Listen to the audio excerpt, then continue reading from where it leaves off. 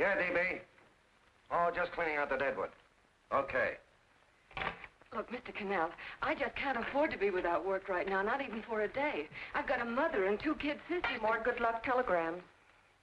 Well, you know how it is. I've just got to keep on working, see? Sorry, sister. I was sent down here to clean house. I told you I can't use your column anymore. It's lavender and no lace. Send those other people in. I'll tell you what I'll do. I get $30 a week. I'll take 25, 20 if necessary. I'll do anything you say. It isn't the money. We're after circulation. What we need is fireworks.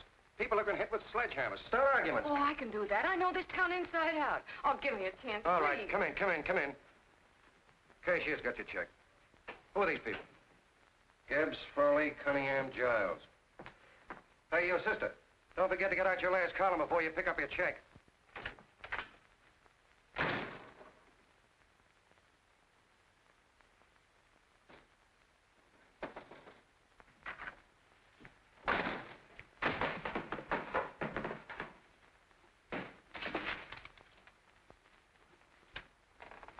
You're a couple of sticks shy in your column, man. Big rich slob like D.B. Norton buys the paper and 40 heads are chopped off. Did you get it, too? Yeah. You too? Oh, Joe. Oh, I'm sorry, darling.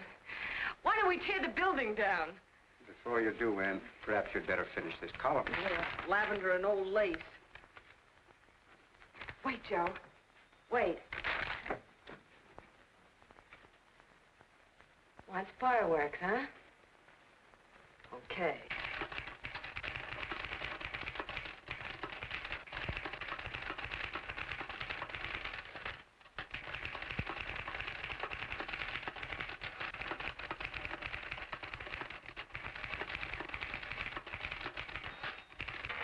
Here. Below is a letter which reached my desk this morning. It's a commentary on what we laughingly call the civilized world. Dear Miss Mitchell, 4 years ago, I was fired out of my job. Since then, I haven't been able to get another one. At first, I was sore at the state administration because it's on account of the slimy politics here we have all this unemployment. But in looking around, it seems the whole world's going to pot. So in protest, I'm going to commit suicide by jumping off the City Hall roof. Signed, a disgusted American citizen, John Doe. Editor's note, if you ask this column, the wrong people are jumping off the roofs. Hey, Ann, this is the old Fakeroo, isn't it? Never mind that, Joe. Go ahead. Sorry.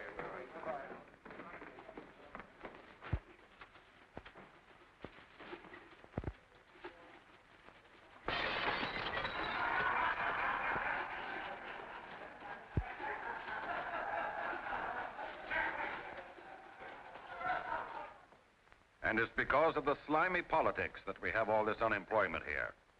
There it is. That's D.B. Norton's opening attack on the governor. Why, Jim, it's just a letter sent into a column. No, I can smell it. That's Norton. Good morning, gentlemen. Good morning, Governor. Morning, Governor. You're rather early. Governor, did you happen to see this in a new bulletin? Yes. I had it served with my breakfast this morning. Jim thinks it's D.B. Norton at work. Of course it is. Oh, come, Jim. That little item, D.B. Norton does things in a much bigger way. This is his opening attack on you, Governor. Take my word for it. What did he buy a paper for? Why did he engage a high-pressure editor like Cannell for? He's in the oil business. I tell you, Governor, he's after your scalp. All right, Jim, all right. Don't burst a blood vessel. I'll look into it. You get me Spencer of the Daily Chronicle, please? Yes, I saw it, Governor. If you ask me, that's a phony letter. Why, that gag has got whiskers on it. Okay, I'll get the mayor and maybe the Chamber of Commerce to go after them. Get Mayor Lovett on the phone. Sorry, the mayor's busy on the other phone. Yes, I know, Mrs. Brewster. It's a terrible reflection on our city. I've had a dozen calls already. Spencer of the Chronicle. Hold him. Just a minute. Yes, Mrs. Brewster. I'm listening. I insist that this John Doe man be found and given a job at once. Now, if something isn't done about it, I'll call out the whole auxiliary. Yes, and the junior auxiliary, too. We'll hold a meeting and see that it is... Yes, Spencer? Oh, the governor? Well, what about me? It's my building he's jumping off of, and I'm up for re-election, too. What are you doing? Get Cannell at the bullet. Why, he's liable to go right past my window. Get me Cannell. What was that? What? Out the window. Something just flew by. I didn't see anything. Well, don't stand there, you idiot. Go and look. Open the window. Oh, why did he have to pick on my building? Is there a crowd in the street? No, sir. Then maybe he's caught on a ledge. Look again. I think it must have been a seagull. A seagull? What's a seagull doing around the city hall? That's a bad omen, isn't it? Oh, no, sir. The seagull is a lovely bird. It's all right, Mrs. Brewster. It was just a seagull. Can I help? Nothing's happened yet. No, I'm watching. Don't worry, Mrs. Brewster. Just leave it all to me. Spencer, I'll call you back. Hello, Canell? What are you doing? This is the mayor. Yes, Mayor Lovett. How many times are you going to call me? I've got everybody and his brother and sister out looking for him. Did you see the box I'm running? An appeal to John Doe. Think it over, John. Life can be beautiful, says Mayor. If you need a job, apply to the editor of this paper and so forth and so forth. Okay, Mayor, I'll let you know as soon as I have something. What? Well, pull down the blinds. Went up to Miss Mitchell's house, boss. Boy, she's in a bad way. Where is she? Hey, do you know something? She supports a mother and 2 kids. What do you know about that? Did you find her? No. Her mother's awful worried about her. When she left the house, she said she was going on a roaring drunk. The girl, I mean. Go out and find her. Sure. Hey, but the biggest thing I didn't tell you, her old man's Doc Mitchell. You know the doctor saved my mother's life and wouldn't take any money for it? You remember that. Okay, boss, I'll go and look for her. Holy smokes, Commissioner, you've had 24 hours. Okay, Hawkshaw, grab a pencil. Here it is again. About 5'5", brown eyes, light chestnut hair, and as fine a pair of legs as ever walked into this office. Did you want to see me? No.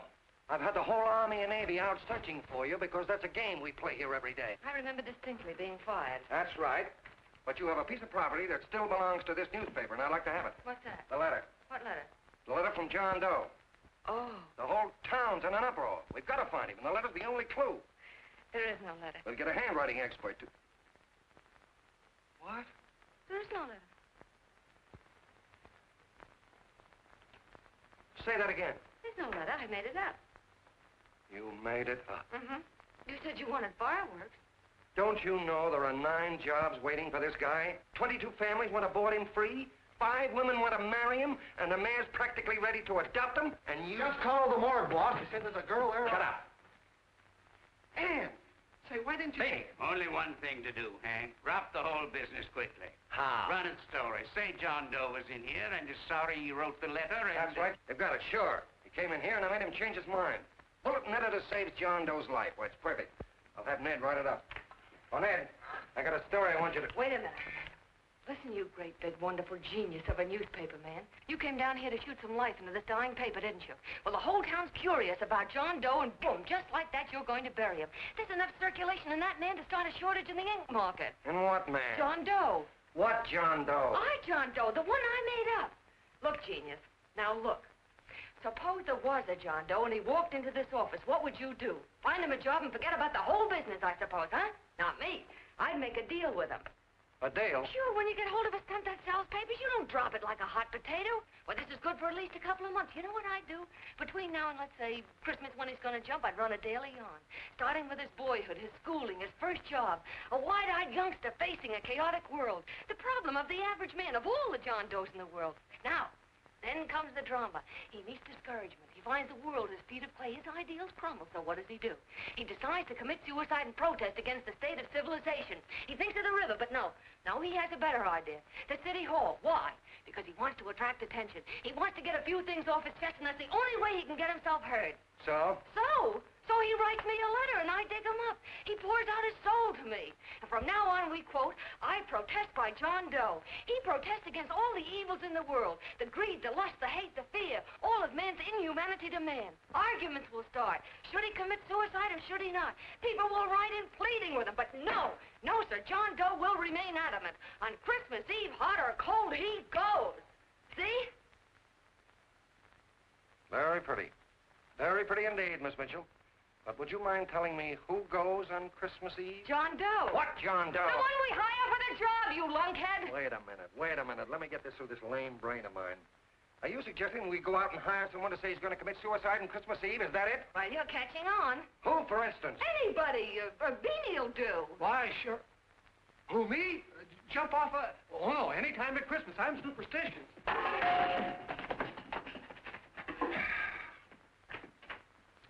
Miss Bishop, do me a favor. Will you go on out and get married and have a lot of babies, but Stay out of newspaper business. Better get that story in, Hank. It's getting late. You're supposed to be a smart guy. If it was raining $100 bills, you'd be out looking for a dime you lost someplace.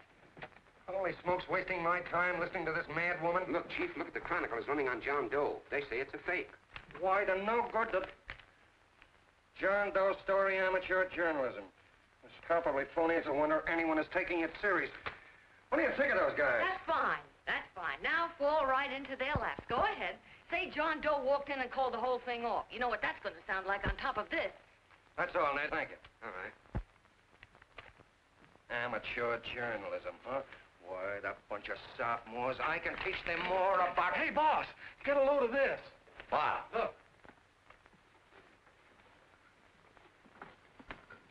What do they want? They all say they wrote the John Doe letter. Yeah, boss. Oh, they all wrote the letter. Tell them all to wait. Look, Mr. Cannell, one of those men is your John Doe. They're desperate and will do anything for a cup of coffee. Pick one out and you can make the Chronicle eat their words. I'm beginning to like this. If you ask me, Hank, you're playing around with dynamite. No. The gal's right. We can't let the Chronicle get the laugh on us. We've got to produce a John Doe now. Amateur journalism, huh? I'll show those guys. Sure, and there's no reason for them to find out the truth either, because naturally, I won't say anything. Okay, sister, you get your job back. Plus a bonus. What bonus? Oh, the bonus of $1,000 the Chronicle was going to pay me for this little document. You'll find it says, I, Ann Mitchell, hereby certify that the John Doe letter was created by me. I can read. Sorry. You think this is worth $1,000, do you? Oh, the Chronicle would consider it dirt cheap. Packs everything, including a gun. Okay, sister, you got yourself a deal. Now let's take a look at the candidates. The one we pick has got to be the typical average man. Typical American that can keep his mouth shut. Show me an American who can keep his mouth shut and I'll eat him. Okay, Beanie, bring him in one at a time.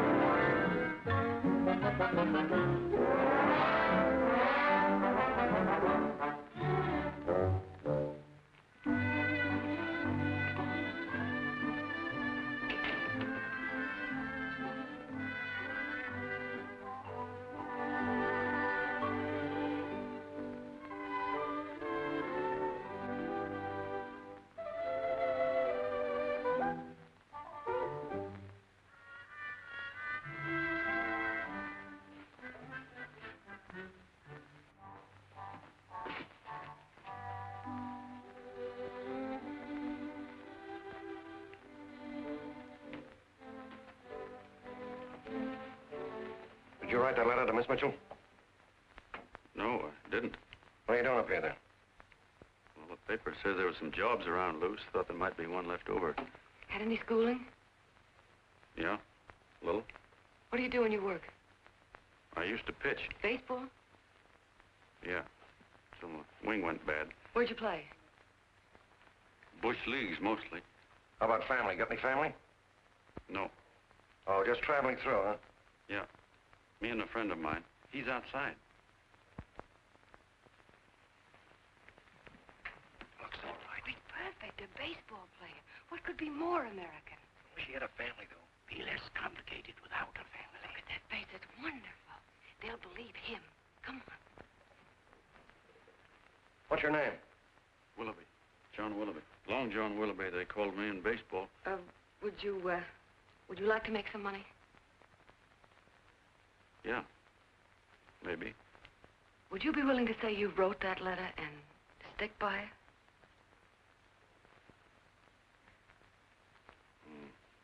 I get the idea. Yeah. Maybe. That's our man. He's made to order. I don't know. He don't seem like the kind of a guy that'd fall in line. When you're desperate for money, you do a lot of things, Mr. Cannell. He's our man, I tell you. He fainted. Come on, Get some water, quickly. Hurry up, Pop. Oh. Right here, sit down. Huh? You all right? Yeah, I'm all right. How many is that, 6?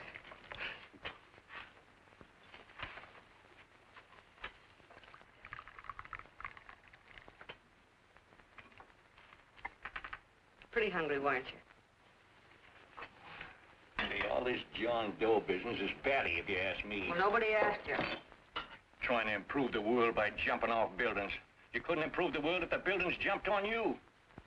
Don't mind the colonel. He hates people. He liked you well enough to stick around. Well, that's because we both play doohickeys. I met him in a boxcar a couple of years ago. I was fooling around with my harmonica, and he comes over and joins in. I haven't been able to shake him since.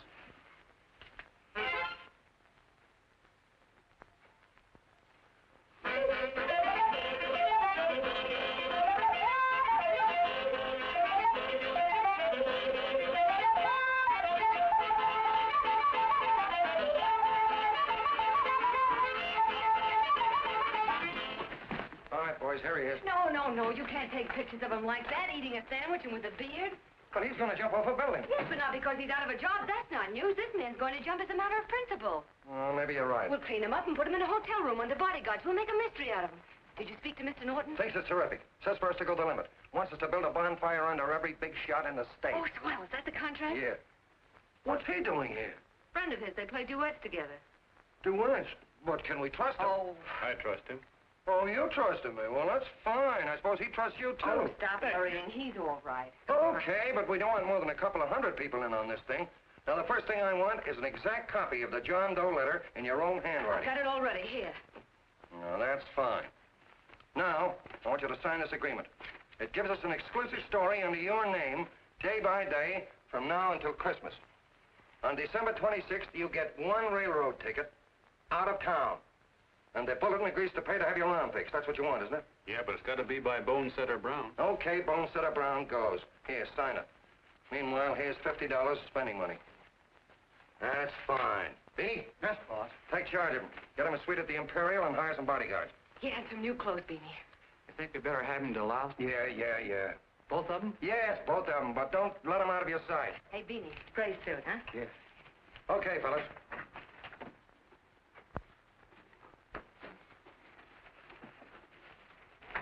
Take it easy, John Doe. And you start pounding that typewriter. Oh, boy, this is terrific. No responsibilities on our part, just statements from John Doe, and we can blast our heads off. Before you pop too many buttons, don't forget to make out that check for $1,000. Okay, fellas, now, let me see. You sit outside the door. Nobody comes in, see. You two fellas sit in here. Hey, pretty nifty, huh? You ain't gonna get me to stay here. Sure you are. No, sir. That spot under the bridge where we slept last night's good enough for me. Say, what'll I do with this baggage? Let's stick him in the bedroom. Give me mine. I ain't staying. You know, we were headed for the Columbia River country before all this John Doe business came up. You remember that, don't you? Sure, I remember. Say, your ears popped coming up in the elevator. Mine did. All along, John. I tell you, it's no good. You're gonna get used to a lot of stuff that's gonna wreck you. Why, that $50 in your pocket's beginning to show up on you already. And don't pull that on me, neither. Stop worrying, Colonel. I'm going to get my arm fixed out of this. Hey, here's some cigars the boss sent us. Have one. Hey, Help cigars. yourself. No.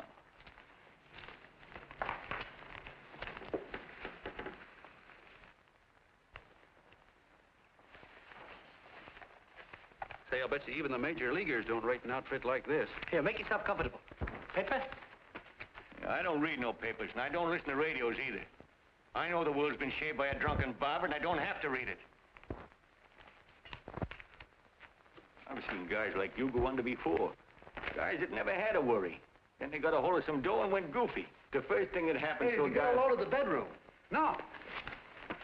The first thing that happens to a guy like that, he starts wanting to go into restaurants and sit down at a table and eat salads and cupcakes and tea. Boy, what that kind of food does to your system.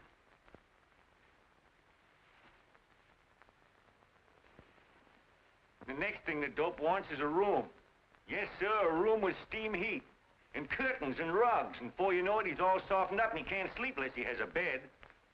Hey, stop worrying, Colonel. $50 ain't gonna ruin me. I've seen plenty of fellas start out with $50 and wind up with a bank account. Hey, what's the matter with the bank account, anyway? And let me tell you, Long John, when you become a guy with a bank account, they got you. Yes, sir, they got you. Who's got him? The helots. Who? Hey, there's the City Hall tower I was supposed to jump off of. It's even higher than this. Who's got him? The helots. Woo! Hey, wait a minute! You're in not supposed to jump on Christmas Eve. Do you want to get me in a jam? If it's going to get you in the jam, I'll do you a favor. I won't jump. And when they got you, you got no more chance than a road rabbit. Hey, who'd you say was going to get him? Hey, is this one of those places where you ring if you want something? Yeah, just use the phone. Boy, I've always wanted to do this. Hey, Doc, look. Look, Doc. Give me that again, will you? Who's going to get him? The helots. Who are they? Listen, sucker, you ever been broke? Sure, mostly often. All right. You're walking along. Not a nickel in your jeans. You're free as the wind. Nobody bothers you. Hundreds of people pass you by in every line of business. Shoes, hats, automobiles, radios, furniture, everything. And they're all nice, lovable people. And they let you alone. Is that right? Then you get a hold of some dough, and what happens? All those nice, sweet, lovable people become helots. A lot of heels. They begin creeping up on you, trying to sell you something. They get long claws, and they get a stranglehold on you. And you squirm, and you duck, and you holler, and you try to push them away, but you haven't got a chance. They got you. First thing you know, you own things. A car, for instance. Now your whole life is messed up with a lot more stuff. You get license fees, and number plates, and gas, and oil, and taxes, and insurance, and identification cards, and letters, and bills, and flat tires, and dents, and traffic tickets, and motorcycle cops, and courtrooms, and lawyers, and fines, and a million and one other things. And what happens? You're not the free and happy guy you used to be. You gotta have money to pay for all those things. So you go after what the other fellas got. And there you are. You're a helot yourself.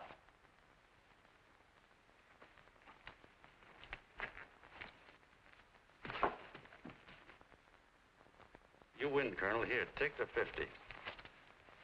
Go out and get rid of it. You bet I will, just as fast as I can. I'm gonna get some canned goods, a fishing rod, and the rest I'm gonna give away. Give away? Hey, get me a pitcher's glove. I got to get some practice. Say, he's giving it away. I'm gonna get me some of that. Hey, come back here, you helot.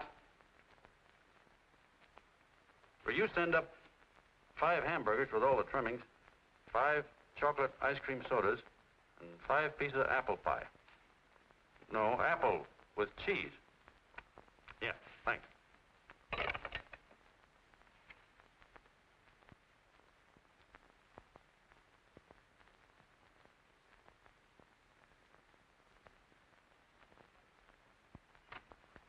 Hello there.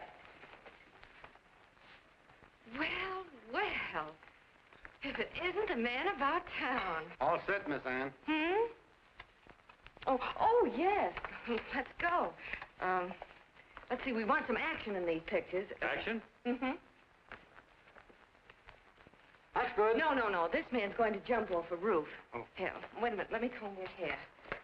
Sit down. There, that's better.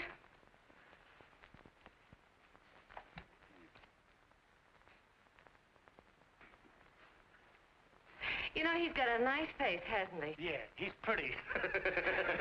Yeah, sit down, quiet egghead. All right, now a serious expression. Can't. I'm feeling too good. Oh, come on now, this is serious. You're a man disgusted with all of civilization. With all of it? Yes, you're sore at the world. Come on now. Oh, crabby guy, huh? Yeah. No.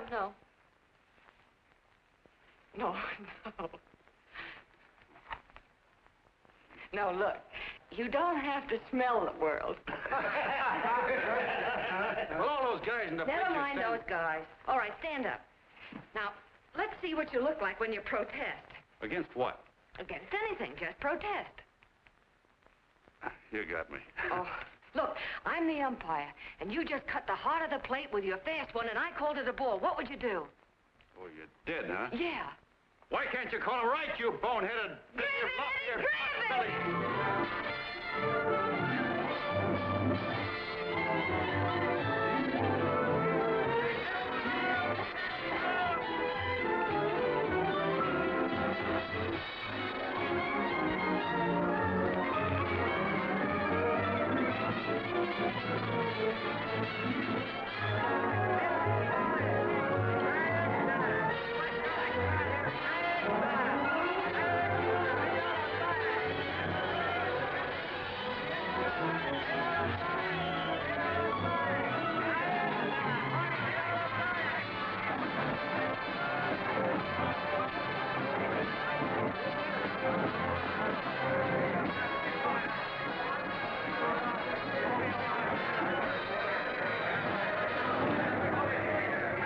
I don't care whose picture they're publishing.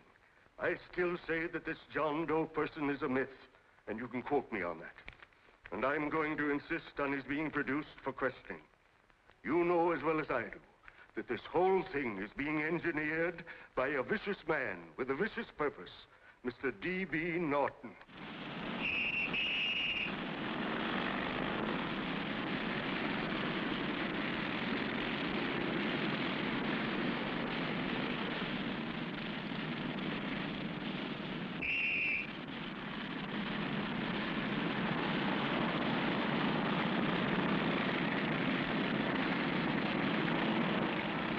And Miss Mitchell are at the house, sir. Oh, they are? All right. Come on. Personally, I think it's just plain stupidity to drop it now. You should see a fan mail, thousands. Why, it's going over like a house afire. What are you afraid of, Canal? It's doubled our circulation. Yeah, but it's got everybody sore. Ads are being pulled. The governor's starting a libel suit. What's more, they all know John Doe's a phony, and they insist on seeing What about it? Let them see him. We'll go on one better. They can also hear him. You own a radio station, Mr. Norton. Why not put him on the air? Watch out for this dame DB. She'll drive you batty. Oh, Look, we can't let him get to this Bush League pitcher and start pumping him. Good night. Now tell him what that screwball might do.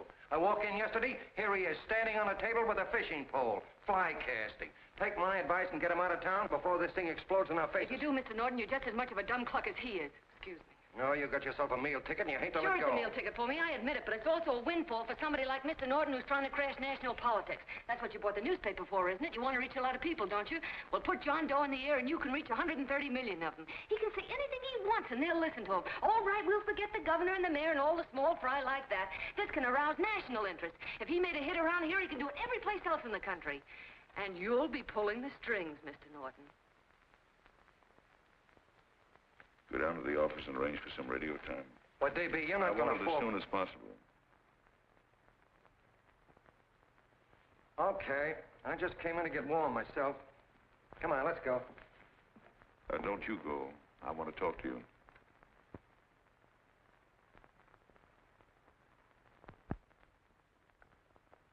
Sit down.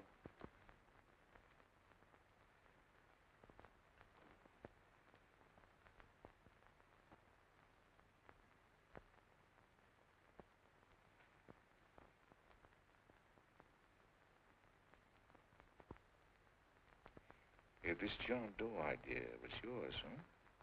Yes, sir.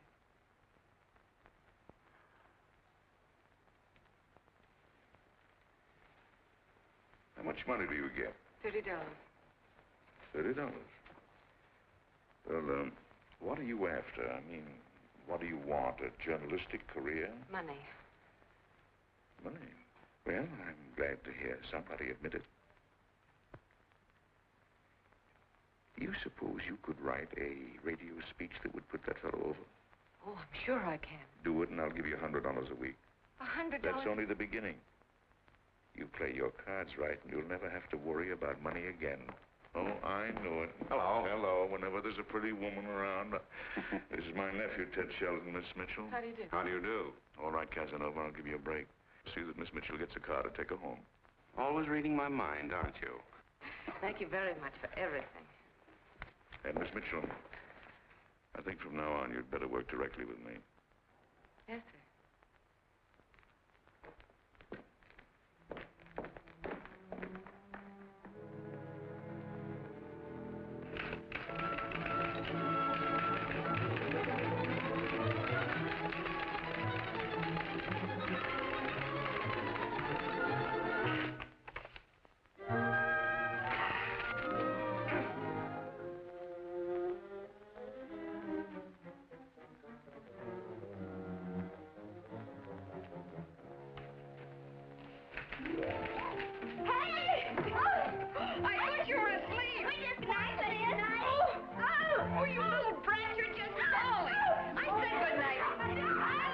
Come, children.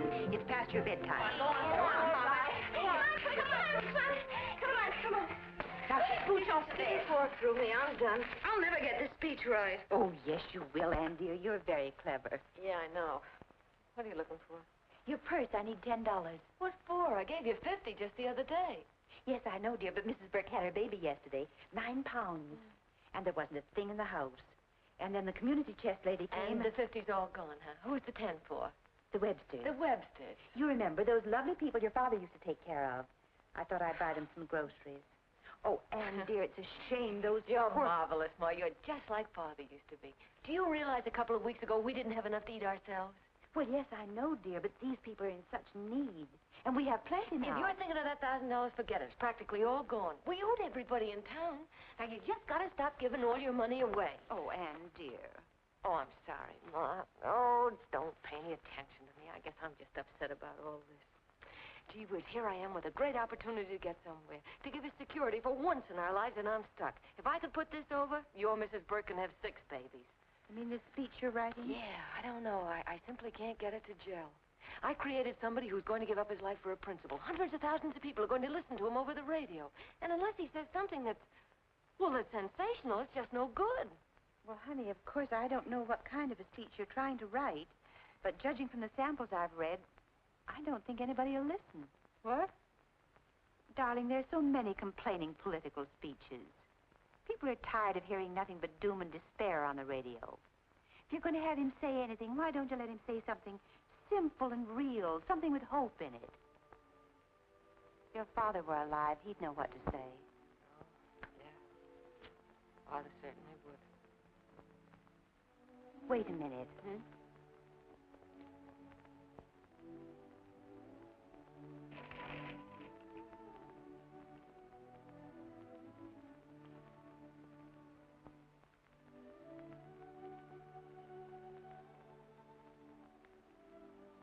That's your father's diary, Anne. Father's... I never knew he had a diary. There's enough in it for 100 speeches. Things people ought to hear nowadays. You'll be careful of it, won't you, dear?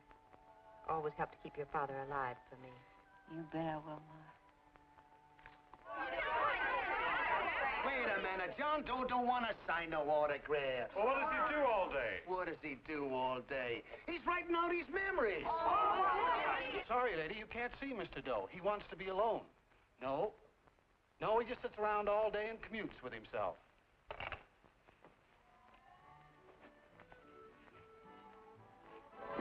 Oh!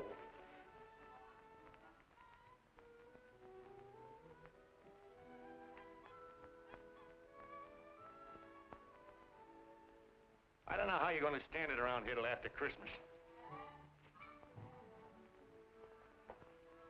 I'll bet you ain't heard a train whistle in 2 weeks.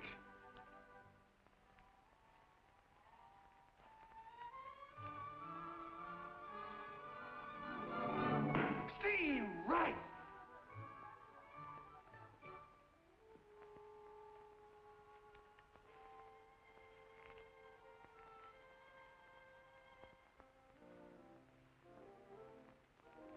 I know why you're hanging around.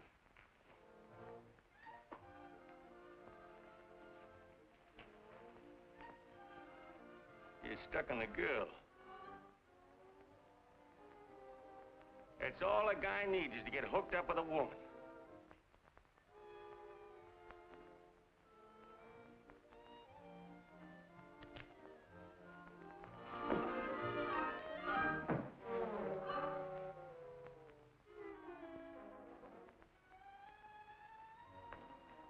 What was that, a single?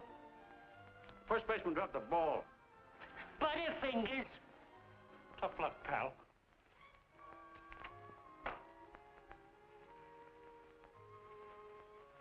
Guy has a woman on his hands. First thing he knows, his life is balled up with a lot more things.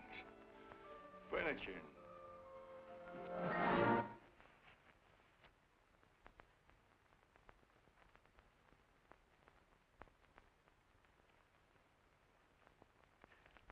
Did you get him?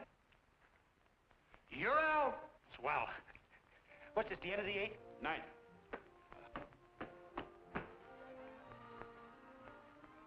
Hey, Beanie, there's a couple of mugs in the Chronicle snooping around out here. Huh. Come on, Angel Face. Gangway. What's the score, Angel Face? 3-2, off paper. Gee, that's great.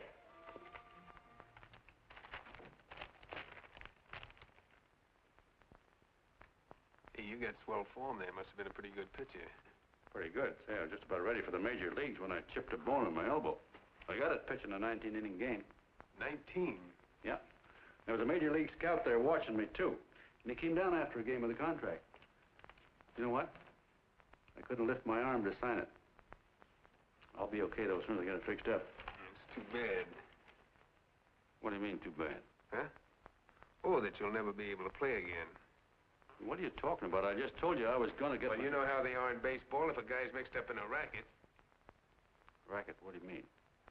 Well, I was just thinking about this John Doe business. Why, as soon as it comes out it's all a fake, you'll be washed up in baseball, won't you?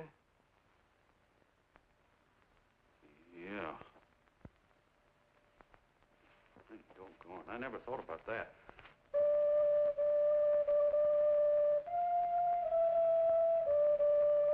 Gosh. And another thing, what about all the kids in the country? The kids that idolize ball players. What are they going to think about you? Yeah. Hey, Colonel. Did you hear that? I gotta figure some way out of this thing. Elevators are still running. I know one way you can do it. How?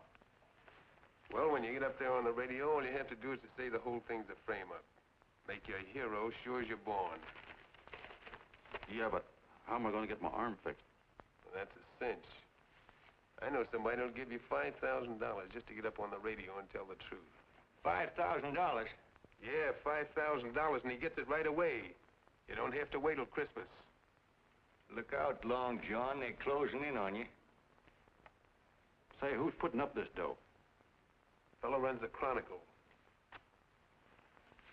Here's the speech you make, and it's all written out for you. $5,000. Holy mackerel, I can see the helots coming, the whole army of them. It's on the level.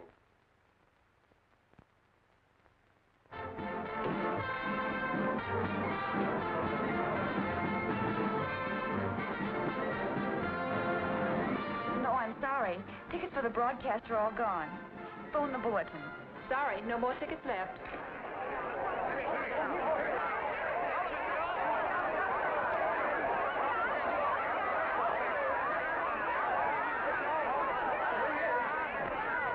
Oh, John, all set for the big night? Well. Turn around. One moment. Now stand still. Hold it. A big smile, Miss Joe. Okay, Jeannie, that's all. Take him out. Now, look, John, here's the speech. It's in caps and double space. You won't have any trouble reading it. Not nervous, are you? No. Of course not. He wouldn't be. Who? John Doe, the one in there. Hey, don't let your knees rattle. It picks up on the mic. Oh, Jeannie, you needn't be nervous, John. All you have to remember is to be sincere. Pick up that phone, Miss Mitchell. It's for you. Okay. Hello? Yes, Mother. Oh, thank you, darling. Oh, there he is, the poor dear man. Oh, good luck to you, Mr. Doe. We want you to know that we're all for you. The girls all decide that you're not to jump off any roof. Oh, we'll stop it. You got the speech I gave you? Yeah. Now, look. I'll give this money to the colonel just as soon as you get started. We'll have a car waiting at the side entrance for you. Okay. How'd you get in here? Huh? Oh, I just came in to wish him Come luck. on, out. Mother says good luck, too. John, when you read that speech, please believe every word of it. He turned out to be a wonderful person, John. Who? John Doe, the one in the speech. Oh. You know something? I've actually fallen in love with him. All right, there he is, sister. Now, come on, plenty of room. What's the idea? No, that's too much. Not so much. Come on. Oh, this is no time for cheap publicity, Mr. Cannell. Listen, if that guy lays an egg, I want to get something out of it. I'm getting a Jane Doe ready. Oh, come on. Here. Will you, fellas? Here you Give me a are. All right, chance. I that's have to enough. just one more. Well, that's fine, honey. You go ahead. All right, I need one more. Go ahead. How you doing? Oh. All right, Benny, bring him in. Holy smoke, a happy helot. There you are, boss, just like you ordered. Symbols of little people. Okay, get him up. All right, young fella. This is ridiculous, Mr. Cannell. Come on, give me a chance. The man's on the air. Come on, shut up. Oh, fellas, I told you whatever. No, come on, answer. You can have a...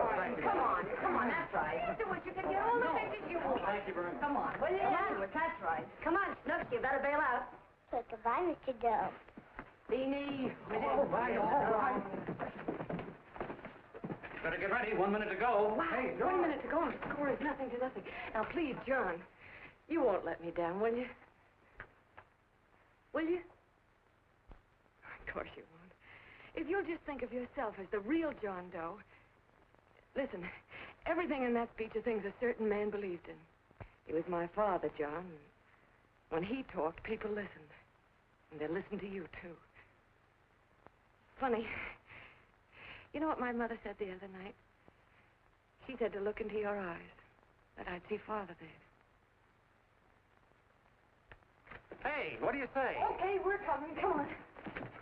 Now, listen, John, you're a pitcher. Now get in there and pitch. Good luck.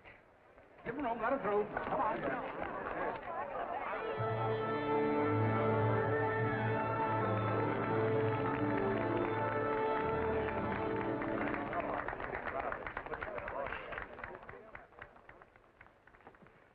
Hey, let's get out of here. There's the door right there. Hey, what are you doing here? That's what I'd like to know. Come on, out. Hey, he's a friend of mine. Never mind, let him alone. He's all right. I'll be right over there pulling for you. John, over here.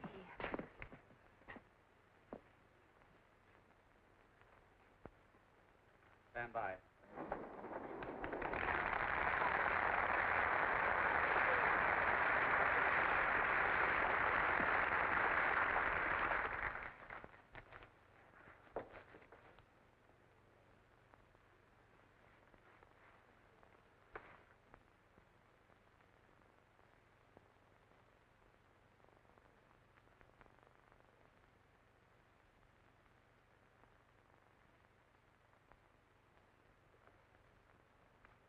Phone the Chronicle. Tell them to start getting those extras out.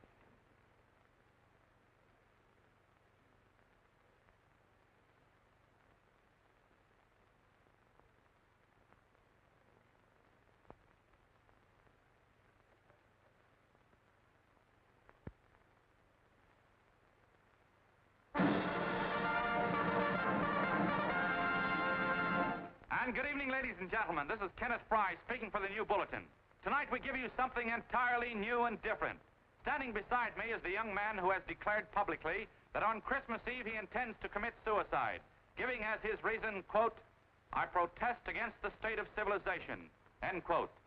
Ladies and gentlemen, the New Bulletin takes pleasure in presenting the man who is fast becoming the most talked of person in the whole country, John Doe.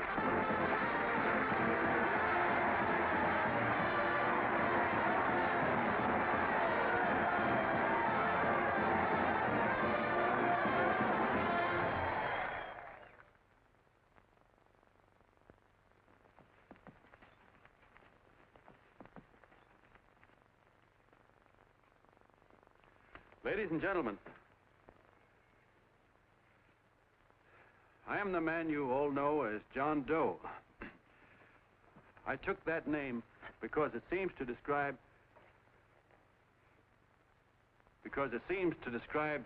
the average man.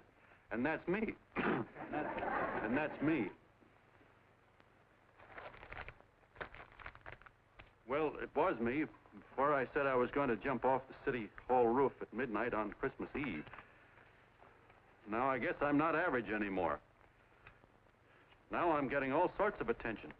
From big shots, too. We've been double-crossed. The mayor and the governor, for instance. They don't like those articles I've been writing. You're an imposter, young fellow. That's a pack of lies you're telling. Who wrote that speech for you?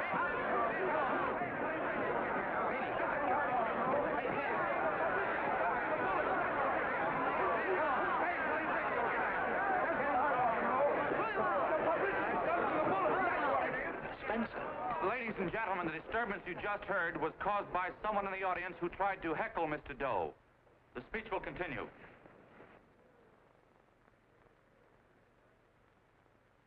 Well, people like the governor and that fellow there can stop worrying. I'm not going to talk about them. I'm going to talk about us, the average guys, the John Does. If anybody should ask you what the average John Doe is like, you couldn't tell him because he's a million and one things. He's Mr. Big and Mr. Small.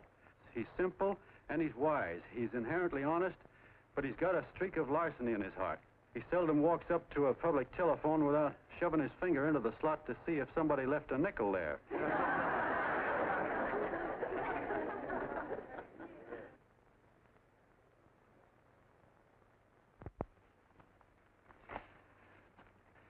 He's the man the ads are written for. He's the feller everybody sells things to. He's Joe Dokes, the world's greatest stooge and the world's greatest strength.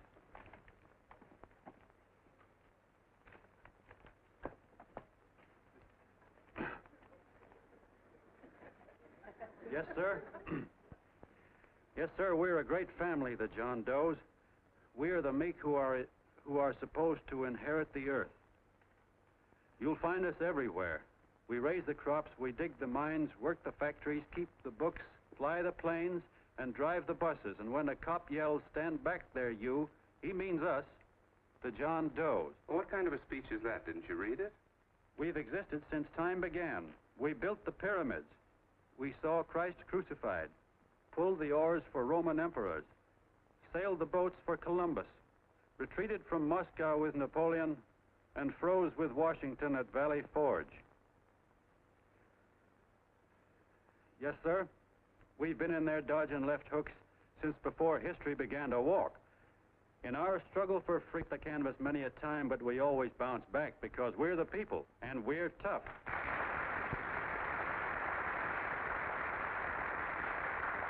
They've started a lot of talk about free people going soft, that we can't take it. That's a lot of hooey. A free people can beat the world at anything, from war to tiddlywinks, if we all pull in the same direction.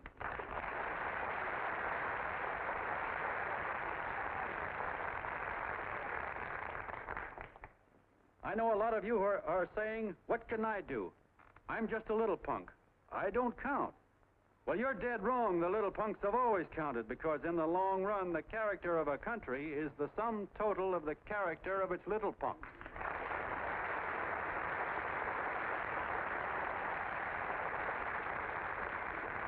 But we've all got to get in there and pitch. We can't win the old ball game unless we have teamwork.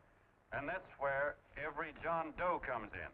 It's up to him to get together with his teammate.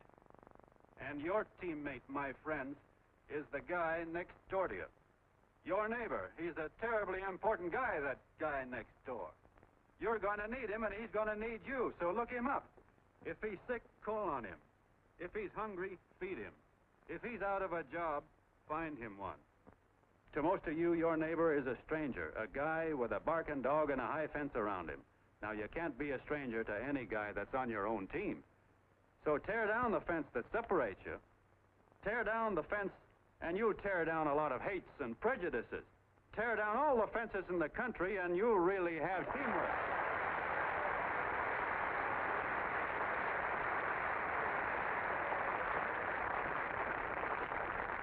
I know a lot of you are saying to yourselves, "He's asking for a miracle to happen. He's expecting people to change all of a sudden."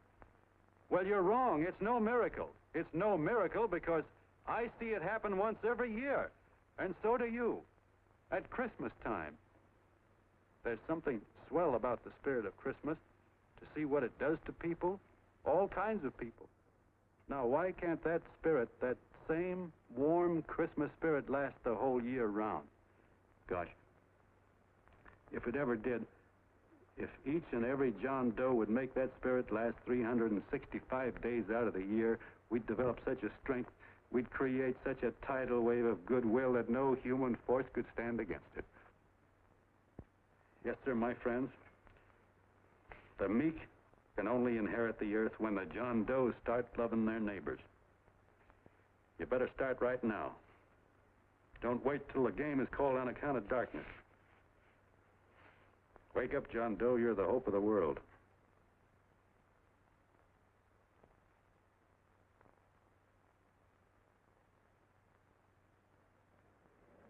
John, you go wonderful.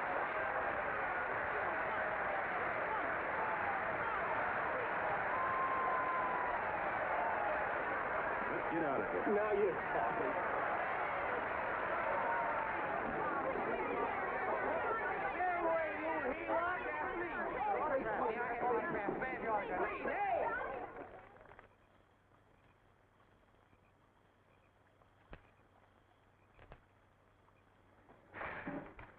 I knew you'd wake up sooner or later. Boy, am I glad we got out of that mess. I had the $5,000 sewed up. Could have been on my way to old Doc Brown. You're a pitcher, John, she says. Now, go in there and pitch. What a sucker. Yeah, she's a he-lot just like the rest of us. Lucky you got away from her. What was I doing up there making a speech anyway? Me, huh?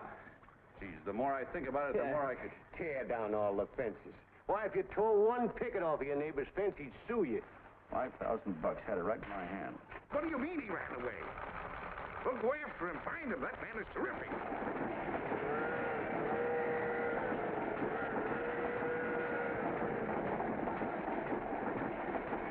Columbia River, here we come.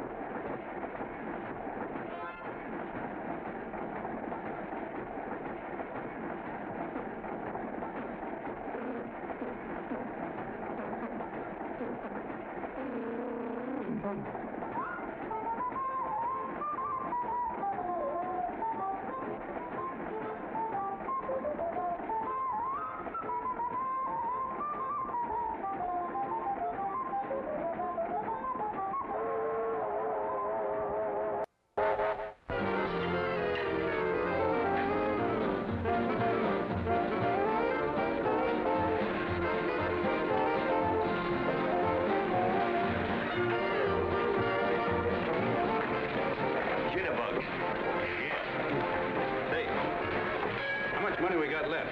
4 bits. Better make it donuts, huh? Yeah.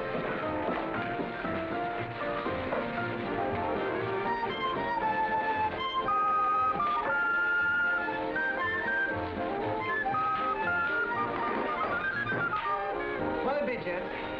Have you got a couple of steaks about that big and about that thick? Yeah, with hash brown potatoes and tomatoes and apple pie and ice cream and coffee. And donuts, I know. Hey, Ma! Seekers! A fair! Think of the fair coming up. Glad he took the tea out of there.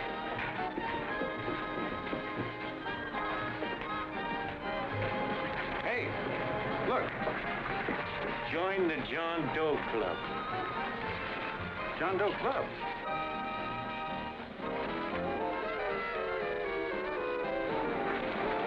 Uh-oh. You John Doe? Who? John Doe. Ah, you need glasses, buddy. Oh, but it's a spitting image of John Doe. Yeah, but his name is Willoughby. Oh, I'm John Willoughby. I'm a baseball player. Sure. Oh, no, I'd know that voice anyway. You can't kid me. You John Doe. Hey, Ma! Ma! That's John Doe. John Doe! Yeah, sitting right there, big as life. Who'd you say it was? John Doe, the big guy there.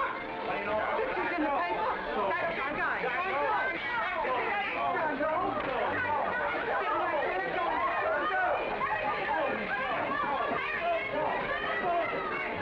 Hey, operator, Dan Beaner. Call everybody in town. John Doe was just in my place. Yeah, he ordered donuts.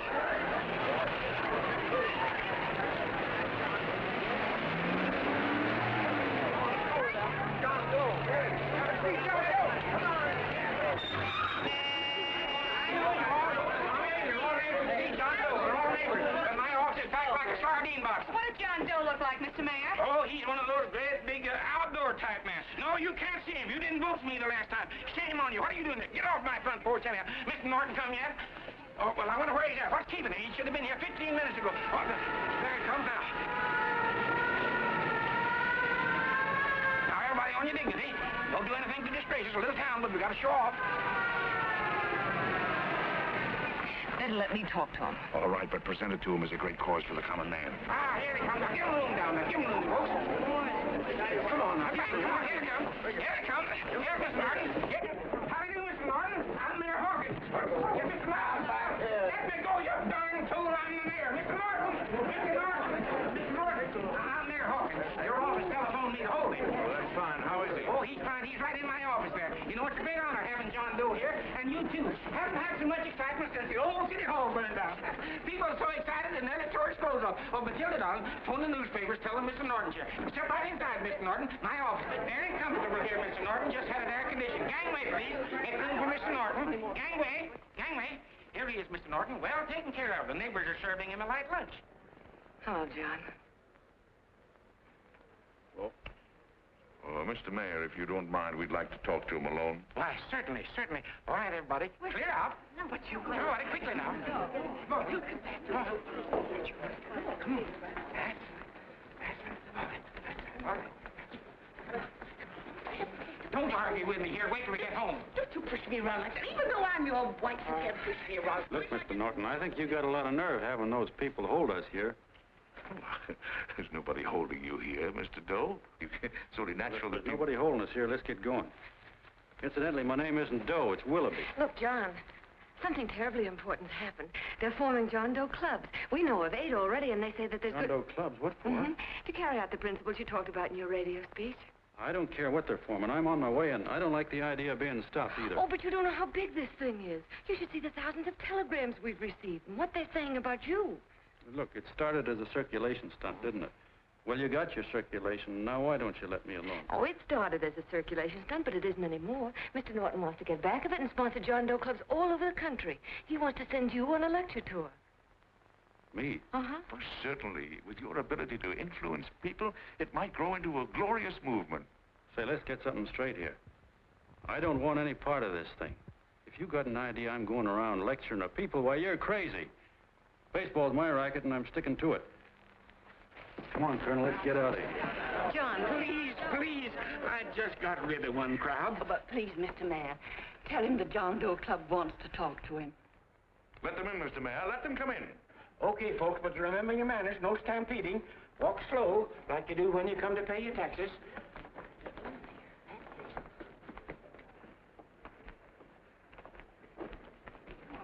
Okay. All right, give me a chance. Come right in. My name's Bert Hanson, Mr. Doe. I'm the head soda jerker at Schwabacker's drugstore. Well, sir, you see, me and my wife, we heard your broadcast, and we got quite a bang out of it, especially my wife.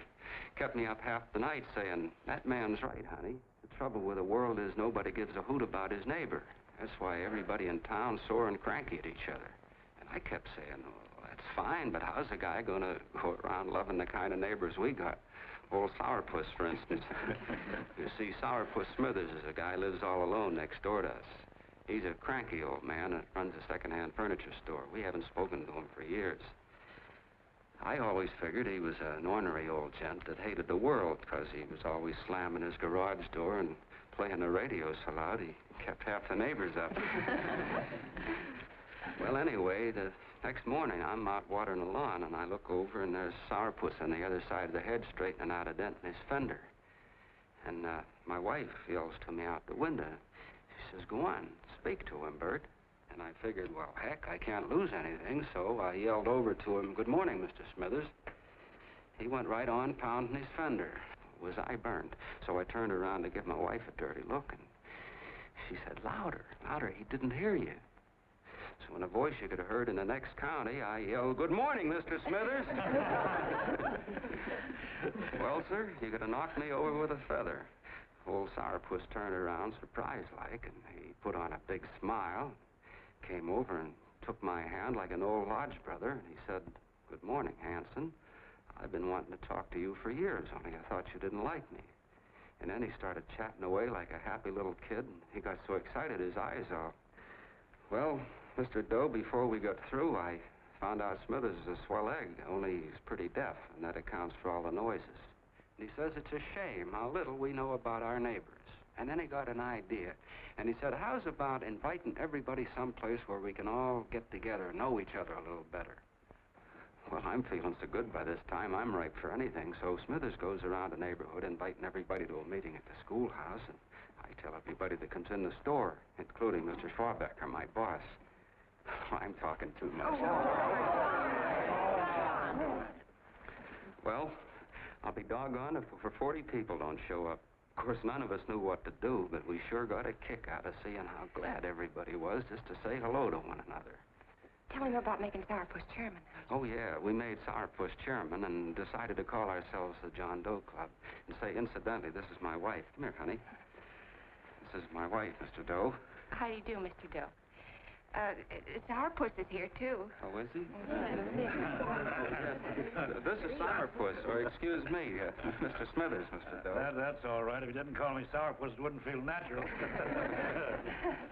Well, anyway, I guess nearly everybody in the neighborhood came except the Delaney's. The Delaney's live in a big house with an iron fence around it, and they always keep their blinds drawn.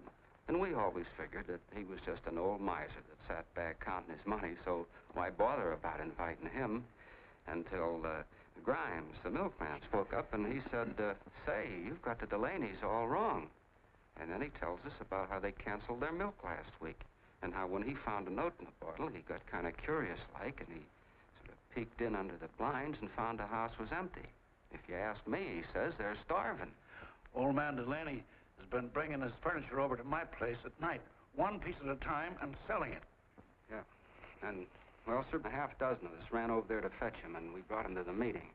And what a reception they got. Why, everybody shook hands with him and made a fuss over them, and, well, finally, Mr. and Mrs. Delaney just sat right down and cried. And then we started to find out about a lot of other people. Yeah, sure. Well, you know Grubel, for instance. Grubel's here. Yeah, that's a... You don't know Grubel, but he's the man that everybody figured was the worst no-account in the neighborhood because he was living like a hermit, and nobody would have anything to do with him. That isn't Little Murphy. The postman told us the truth. Why, Grubel, he says, he lives out of garbage cans because he won't take charity, because it'd ruin his self-respect, he says. Just like you said on the radio, Mr. Doe. Well, sir, about a dozen families got together and gave Grubel a job watering their lawns. Isn't that wonderful? And then we found jobs for 6 other people, and they've all gone off for leave. Yeah, and my boss, Mr. Schwabecker, made a job in his warehouse for old man Delaney. And he gave you that $5 raise. Yeah, wasn't that swell? Why, Bert, I feel slighted. I'd like to join, but nobody asked me. I'm sorry, Mayor, but we voted that no politician could join. Just the John Does of the neighborhood, because you know how politicians are. Well, the reason we wanted to tell you this, Mr. Doe, was to give you an idea of what you've started. And from where I'm sitting, I don't see any sense in you jumping off any building. No. Well, thank you for listening. Goodbye, Mr. Doe. You're a wonderful man. And it strikes me you can be mighty useful walking around for a while. Say goodbye, Mr. Doe. Goodbye, Mr. Doe.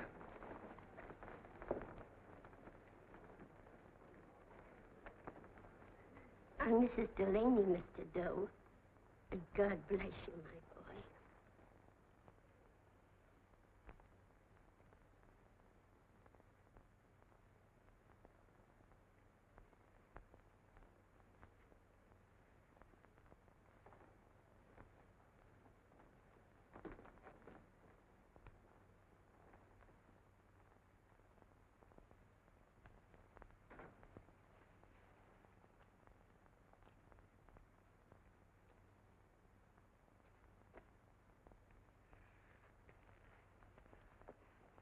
Gee whiz, I'm all mixed up. I don't get it. Look, all those swell people think I'm going to jump off a building or something. I never had any such idea. Gosh. The fellow'd have to be a mighty fine example himself to go around telling other people how to... Say, look, what happened the other night was on account of Miss Mitchell here. She wrote the stuff. Don't you see what a wonderful thing this can be? But we need you, John. You're hooked. I can see that right now. They got you. Well, I'm through. For 3 years, I've been trying to get you up to the Columbia River country. First it was your glass arm, then it was the radio, and now it's the John Doe clubs. Well, I ain't waiting another minute. Gangway, you helots! Hey, Colonel, wait a minute. I want you personally to go along with John Doe and Miss Mitchell and handle the press and the radio. Me? Yes, I don't want to take any chances. And Johnson? Yes, Stevie? Your crew will do the mop-up job. They'll follow John Doe into every town, see that the clubs are properly organized and the charter's issued. Right. There are only 8 flags up there now. I want to see that map covered before we get through.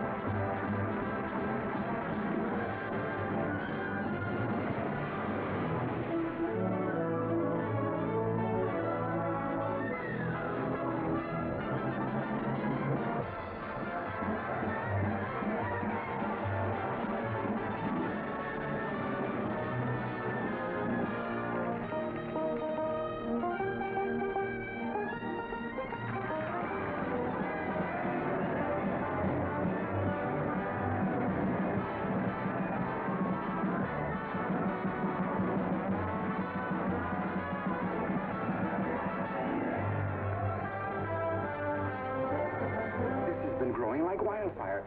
If they made demands, I'd understand it. But the John Does ask for nothing. People are going off relief. If this keeps up, I'll be out of a job.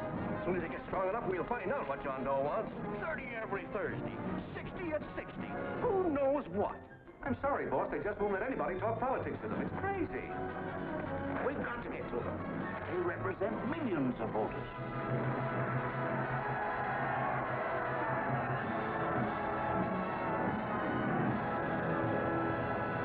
I tell you, ladies and gentlemen, this thing has been nothing short of a prairie fire. We've received so many applications for charters to the John Doe clubs, we haven't been able to take care of them. I'd hate to have that many pins stuck in me. This John Doe convention is a natural. It's going to put our city on the map. By over 2,400 John Doe clubs are sending delegates. Can you imagine that? You, Mr. Mayor, will be the official host. You will make the arrangements for decorating the city, parades, and a reception for John Doe when he gets home. And don't wear your high hat. No high hat? No high hat. And from you, Cannell, I want a special John Doe edition every day until the convention is over. And now, if you will, please step into the outer office and look your prettiest because there are photographers there to take pictures of this committee. Don't worry, Libby. Everything will be taken care of. Isn't it all too wonderful? Gather down here in an ice cream and I'll get an ice cream rug. Oh, Mr. Mayor, would you step down in front row, please? You ladies get close to him. That's it. Well, I don't get it. Get what? Look, DB, I'm supposed to know my way around. This John Doe movement has cost you a fortune. Now, this convention is going to cost plenty. Well? Well, I'm stuck with 2 and 2, and I'm a sucker if I can make 4 out of it. Where do you come in? I'll have the satisfaction of knowing that my money has been spent for a worthy cause. I see. I better stick to running the paper, huh? I think maybe you better have. And Cannell, I'd like to have the John Doe contract, all the receipts for the money we advanced him with the letter Miss Mitchell wrote, which I gave her $1,000. Yes, sure. Well, we leave for the airport. Half an hour. Is that Johnny boy's room? Better hustle him up. He'll be ready on time. He's packing. Ah, good. Did you see his picture on the cover of Time? Yeah. I gotta give you credit, Annie girl. I've handled a good many big promotions in my time. Everything from a World Fair to a channel swimmer. But this one has certainly got me spinning. And now a John Doe convention. Wow. Say, if you could only get him to jump off the City Hall roof on Christmas Eve, I'd guarantee you 500,000 people there. Charlie. Huh? What do you make of him? Oh, Johnny boy? Well, I don't know what angle you want, but I'll give it to you quick. Number 1, he's got great yokel appeal, but he's a nice guy. Number 2, he's beginning to believe he really wrote that original suicide letter that you made up. Number 3, he thinks that you're Joan of Arc or something. Yeah, I know. Number 4, well, you know what number 4 is. He's nuts about you. Yeah, it's running out of his ears. You left out number 5. We're all healed, me especially. Holy smoke. Come in.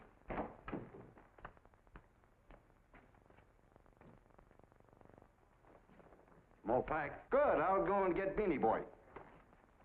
Okay, Charlie boy.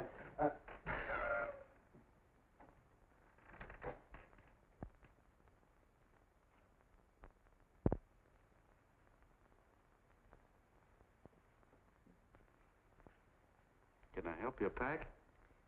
No, thank you.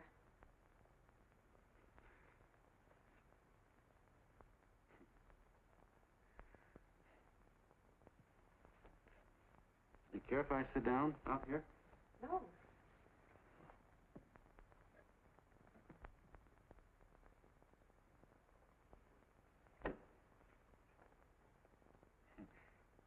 You know, I had a crazy dream last night. It was about you. About me? Sure was crazy. I dreamt I was your father.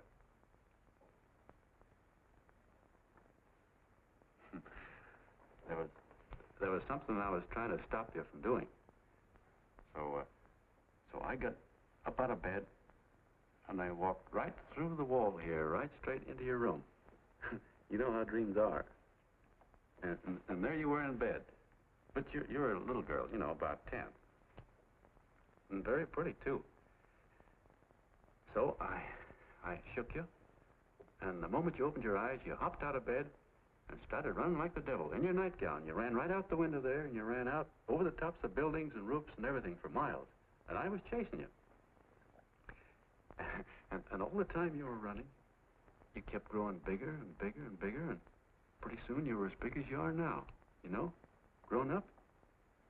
And all the time I kept asking myself, what am I chasing her for?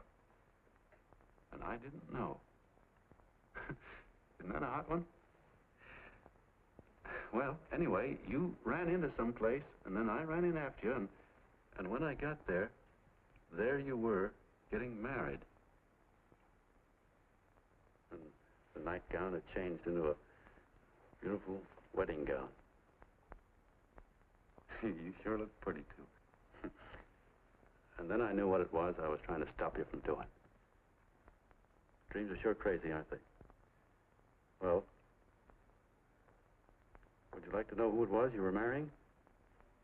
Oh, a tall, handsome Ubangi, I suppose.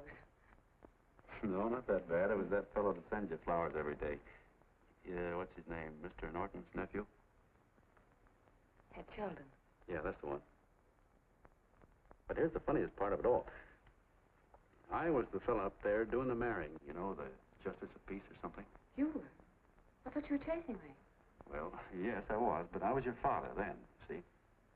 But the real me, John Doe, or that is, Long John Willoughby, I was the fellow up there with the book. You know what I mean? I guess so. Then what happened? Well, I took you across my knee and I started spanking you.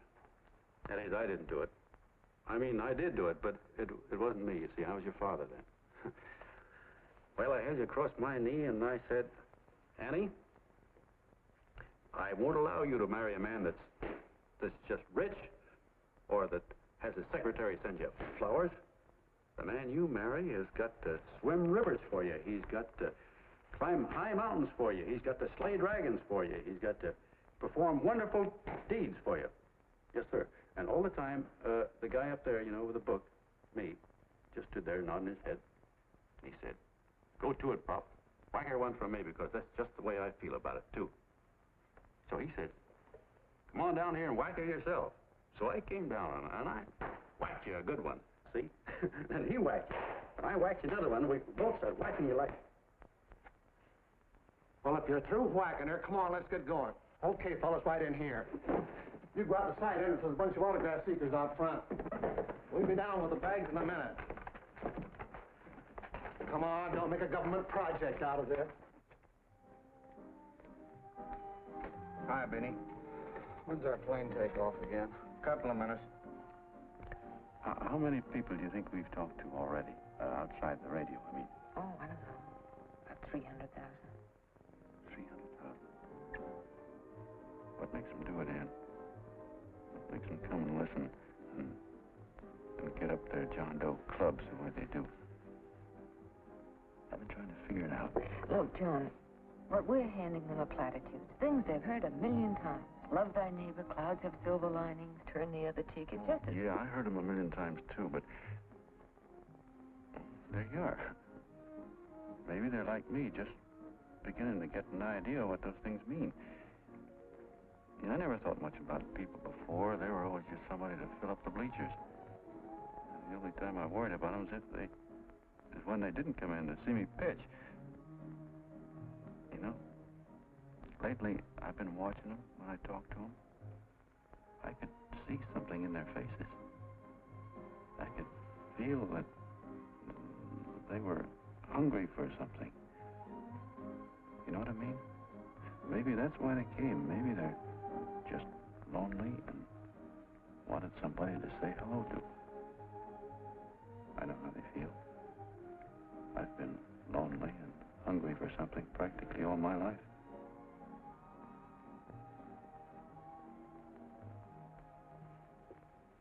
All aboard, folks. That's your seat. Yeah, that's true. Oh, somebody else sitting here? No, that's your seat. And this is your coat. Mine? A little token of appreciation. Oh, it's beautiful, D.B. Well, I don't quite know what to say. Well, don't say anything at all. Just sit down. Oh. Go ahead, open it. Oh.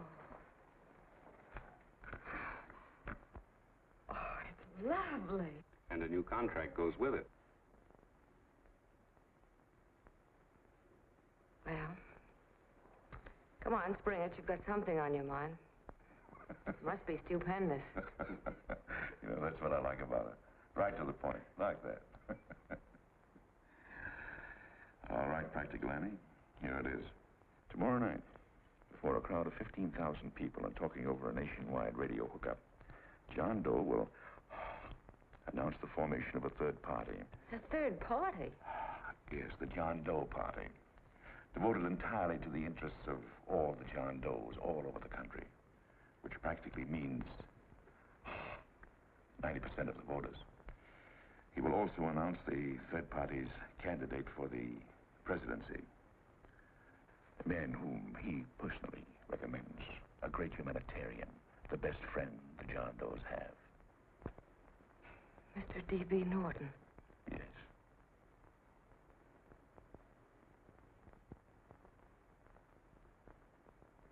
Wow.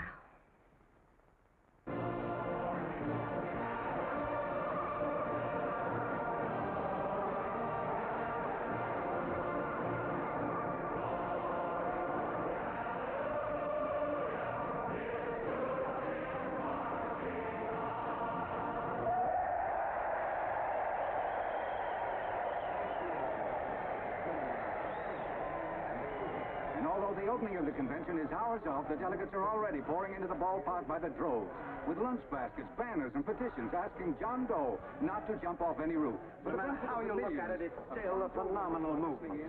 These John Does, or the hoi polloi, as you've heard people call them, have been laughed at and ridiculed, but here they are, gay and happy, having traveled thousands of miles, their expenses paid by their neighbors, to come here to pay homage to their hero, John Doe.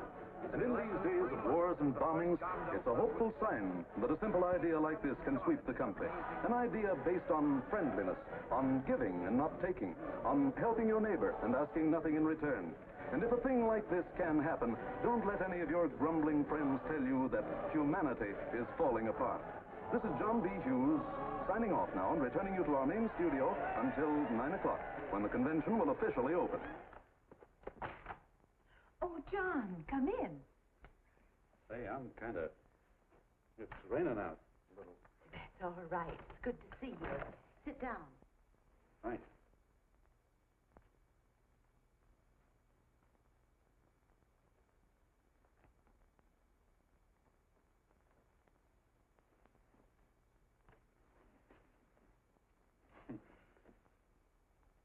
It's for Anne. Oh, how nice. Thank you very much. Flowers. I'm terribly sorry she isn't here. She isn't? No, she just left. I'm surprised you didn't run into her. She went over to Mr. Norton's house. Oh.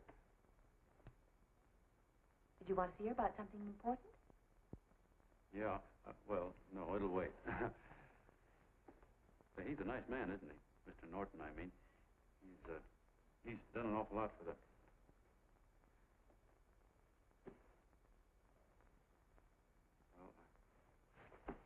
Say, my coat's pretty wet. I'm afraid I might have wet the couch a little.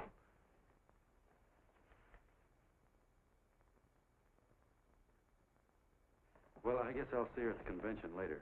Yes, of course. I'll see that she gets the flowers. Thanks. Good night, Mrs. Mitchell. Good night, John.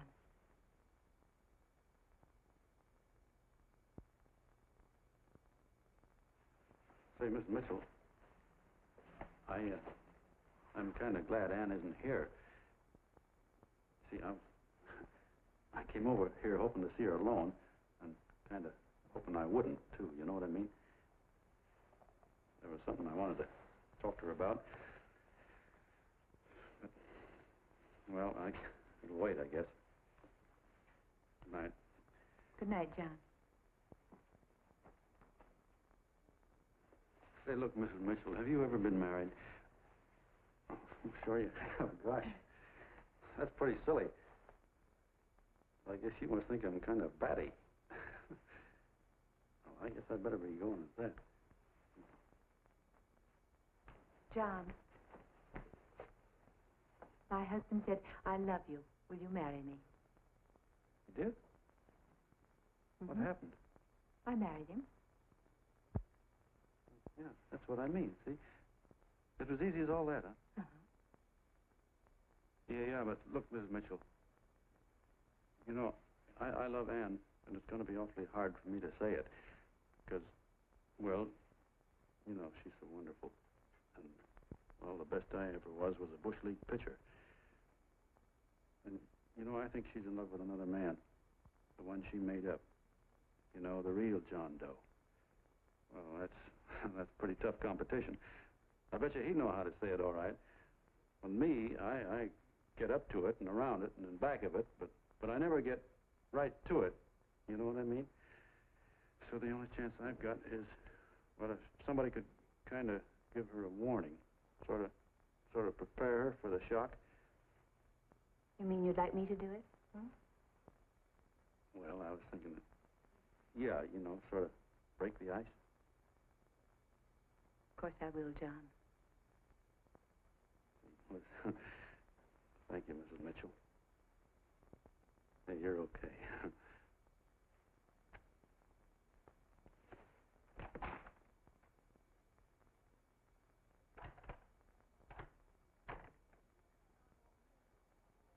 This John Doe meeting is going to be one of the biggest things that ever happened. Why, they're coming from all over. Trains, boxcars, wagons. Look out! Hello, bodyguard. Hey, had your dinner yet? What's that? Oh, that's all right. Look, no, go ahead and have your dinner. Wait a minute, John.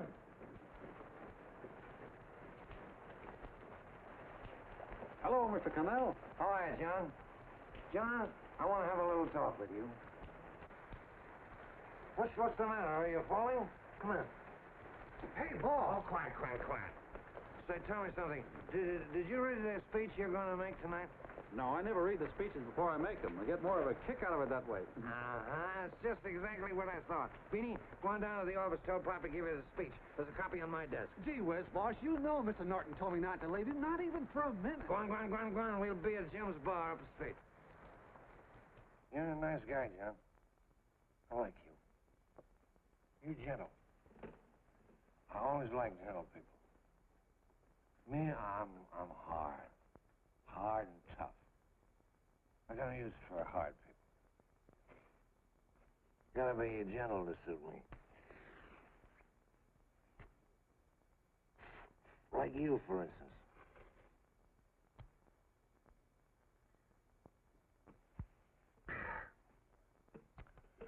Yep, I'm hard.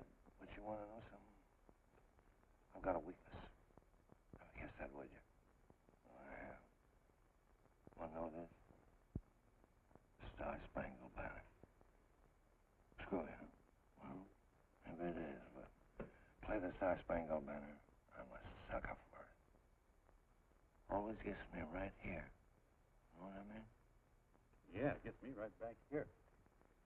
Oh, back there, huh? Well, every man to his own taste.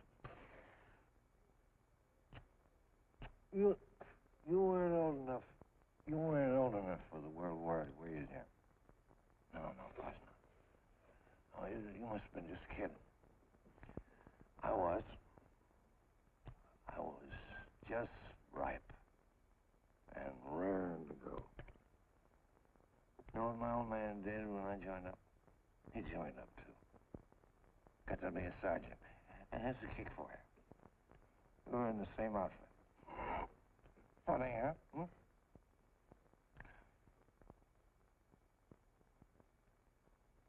He was killed, John. I saw him get it. I was right there, and I saw it with my own eyes.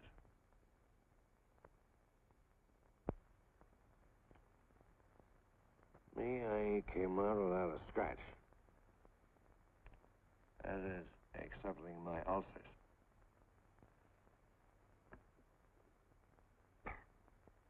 We should be drinking milk, you know. This stuff is poison.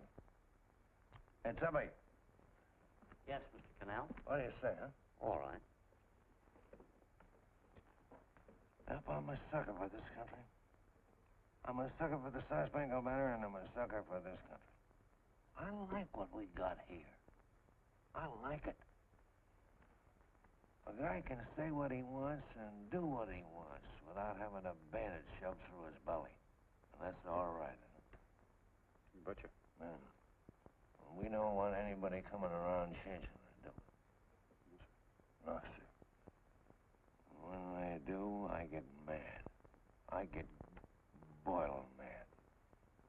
Right now, John, I'm sizzling. I get mad for a lot of other guys besides myself. I get mad for a guy named Washington, and a guy named Jefferson, and Lincoln. Lighthouses, John. Lighthouses in a foggy world. You know what I mean? Yeah, you bet. Listen, pal. This fifth column stuff is pretty rotten, isn't it? Yeah, it certainly is. And you'd feel like an awful sucker if you found yourself marching right in the middle of it, wouldn't you? You. Of course, you would have known it because you're gentle. But that's what you're doing. You're mixed up with a skunk, my boy. A no-good, dangerous skunk. Say, you're not talking about Mr. Norton, are you? I'm not talking about his grandfather's pet poodle. You must be wrong, Mr. Cannell. He's been marvelous about the John Doe clubs. Yeah? Say, you're as sold on this John Doe idea, aren't you? Sure. Sure. I don't blame you. So am I. It's a beautiful miracle. A miracle that can only happen right here in the good old USA. And I think it's terrific. What do you think of that? Me, hard-boiled Cannell, and I think it's plenty terrific. All right. Now, supposing a certain unmentionable worm whose initials are DB was trying to use that to shove his way into the White House so he could put the screws on, so he could turn out the lights in those lighthouses. What would you say about that, huh? Nobody's going to do that, Mr. Cannell. They can't use the John Doe clubs for politics. That's the main idea. Is that so? Then what's a big political boss like Hammer doing in town?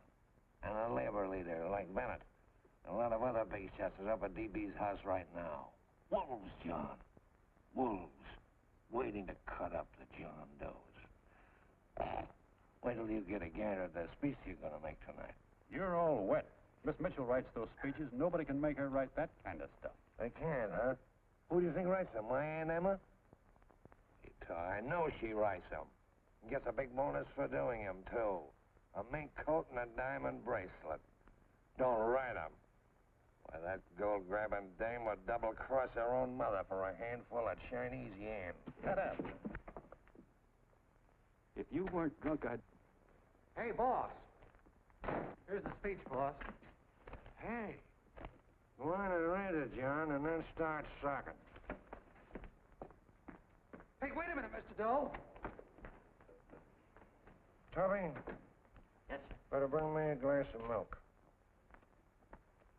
I'm smoking too much. Yes, Charlie?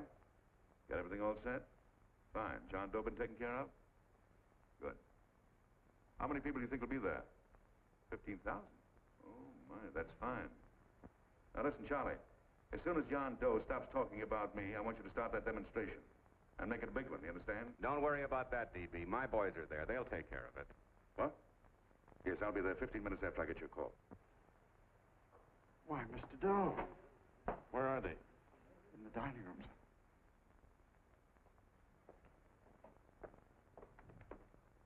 Now, gentlemen, I think we're about ready to throw that great big bombshell. Yeah, well, it's about time. Even a conservative estimate shows that we can count on anywhere between 10 and 20 million John Doe votes. Now, add to that the labor vote that Mr. Bennett will throw in, and the votes controlled by Mr. Hammett and the rest of you gentlemen in your own territories, and nothing can stop us. As I said before, I'm with you, providing you can guarantee the John Doe vote. Don't worry about that. You can count on me on one condition. Little Bennett's got to be taken care of. Didn't I tell you that everybody in this room would be taken care of? My agreement with you gentlemen stands. I'm with you, DB, but I still think it's a very daring thing we're attempting. These are daring times, Mr. Barrington. We're coming to a new order of things. There's too much talk been going on in this country. Too many concessions have been made. What the American people need is an iron hand. That's right. That's true. You're quite right, A.B. Discipline. Right. And now, may I offer a little toast to Miss Ann Mitchell, the brilliant and beautiful lady who is responsible for all this. Miss Mitchell.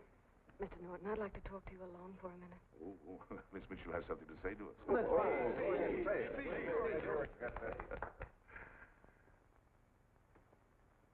Hello.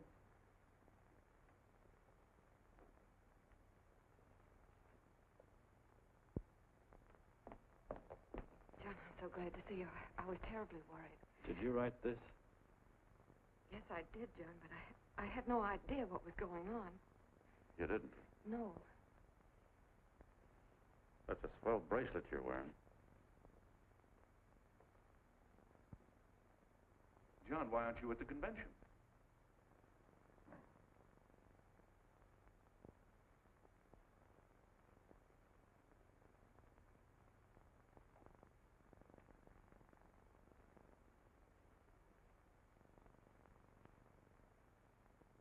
Is there anything wrong? No, nothing's wrong. Everything's fine. So there's going to be a new order of things, huh? Everybody's going to cut himself a nice fat slice of the John Does, eh? You forgot one detail, Mr. Big Shot. You forgot me, the prize stooge of the world. Why, if you or anybody else thinks he's going to use the John Doe clubs for his own rotten purpose, he's going to have to do it over my dead body. Well, hold on a minute, young man. Hold on. That's rather big talk. I started the John Doe clubs with my money. And I'll decide whether or not they're being properly used. No, you won't. You're through deciding anything. And what's more, I'm going down to that convention, and I'm going to tell those people exactly what you and all your fine-feathered friends here are trying to cook up for them. And I'm going to say it in my own words this time. Stop it, baby. You ruined us, TV. Wait a minute, fella. My uncle wants to talk to you. Listen to me, my son. Before you lose your head completely, may I remind you that I picked you up out of the gutter and I can throw you right back there again? You've got a nerve accusing people of things. These gentlemen and I know what's best for the John Does of America, regardless of what tramps like you think. Get off that righteous horse of yours and come to your senses. You're the fake. We believe in what we're doing. You're the one that was paid the 30 pieces of silver. Have you forgotten that? Well, I haven't. You're a fake John Doe, and I can prove it. You're the big hero that's supposed to jump off tall buildings and things. Do you remember? What do you suppose your precious John Does will say when they find out that you never had any intention of doing it, that you were being paid to say so? You're lucky they don't run you out of the country. With the newspapers and the radio stations that these gentlemen control, we can kill the John Doe movement deader than a doornail. We'll do it, too, the moment you step out of line. Now, if you still want to go to that convention and shoot your trap off, you go ahead and do it.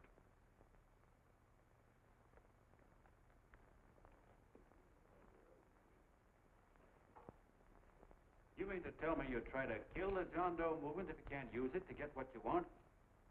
You bet your bottom dollar we would.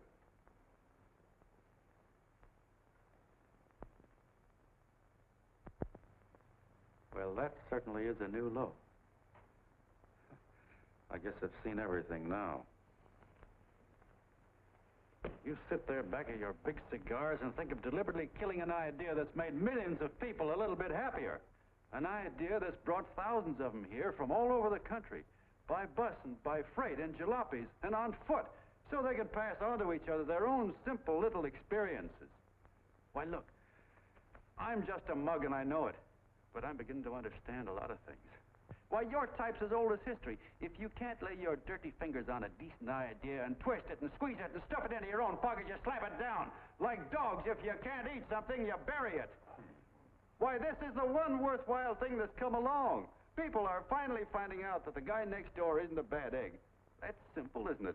And yet a thing like this got a chance of spreading till it touches every last doggone human being in the world, and you talk about killing it. Why, when this fire dies down, what's going to be left? More misery, more hunger, and more hate. And what's to prevent that from starting all over again? Nobody knows the answer to that one, and certainly not you with those slimy, bollocked-up theories you got. The John Doe idea may be the answer, though. It may be the one thing capable of saving this cockeyed world. Yet you sit back there on your fat hulks and tell me you'll kill it if you can't use it. Well, you go ahead and try. You couldn't do it in a million years with all your radio stations and all your power. Because it's bigger than whether I'm a fake. It's bigger than your ambitions, and it's bigger than all the bracelets and fur coats in the world. You bet it is, John. And that's exactly what I'm going down there to tell those people. A minute, you ungrateful rat. My uncle's been too good. Getting away. Give me the book. I've always told you, D.B., you pay him with dynamite. All right, now, get away. Before he gets through tonight, he'll rule us all. I'll stop him cold. Don't worry, I've been ready for this. John! Oh, John, please listen to me. Please, I can explain everything, John. I didn't know what they were going to do. Let me go with you, John. John, please. Go ahead, driver. Full park. Please let me go with you. Please. John! Mr. Martin wants to see you. Listen to me, Mayor Lovett. You do as I say. I want them both arrested. You tell the police department to pick up Cannell. I've got the girl here. I've got the bullet. I don't care what you charge him with. If you're worried, let him go in the morning, but keep him in jail overnight. Hello, Bulletin. Put wire on.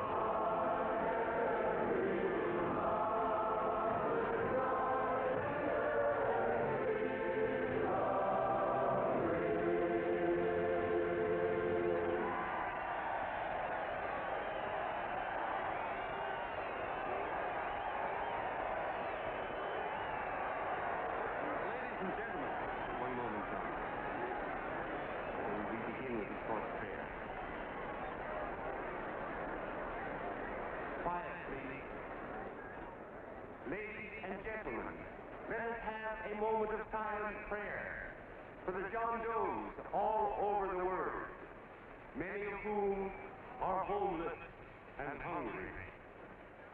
Rise, please. Everybody rise.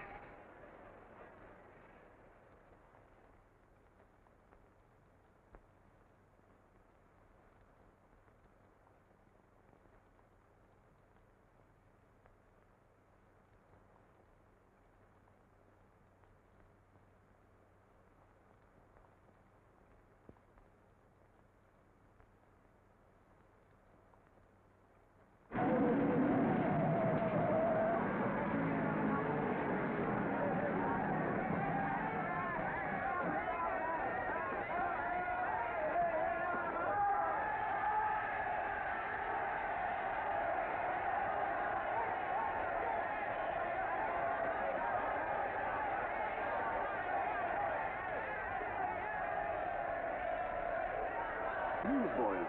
Hundreds of yelling newsboys are swarming into the park like locusts. They're yelling John Doe's a fake, fake.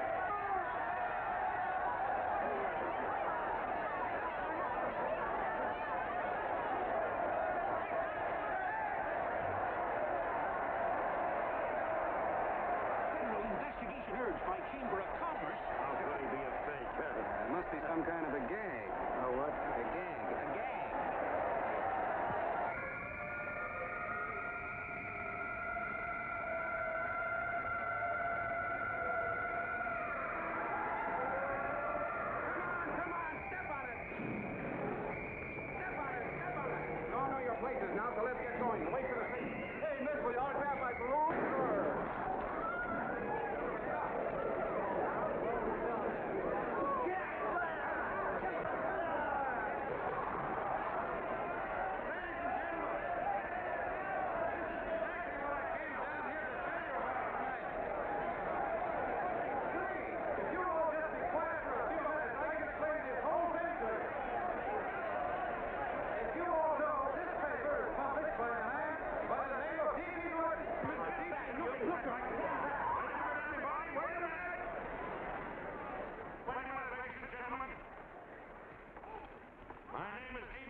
Martin. You all know me. I accuse this man of being a faker. We've been taken for a lot of suckers, and I'm the biggest of the lot. I spent a fortune backing this man in what I believe to be a sincere and worthy cause, just as you all did. And now I find out it's nothing but a cheap racket cooked up by him and two of my employees for the sole purpose of collecting dues from John Doe's all over the country. That's a lie. It's not a lie. Nickels and dimes to stuff into their own pockets. You can read all about it in the newspapers there.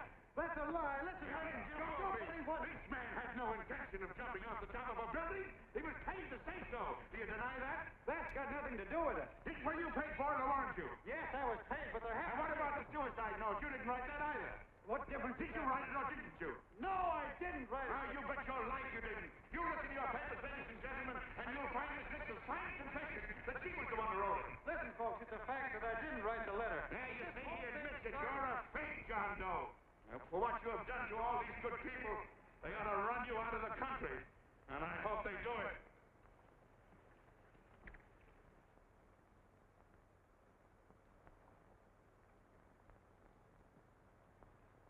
Speak up, John. We believe you.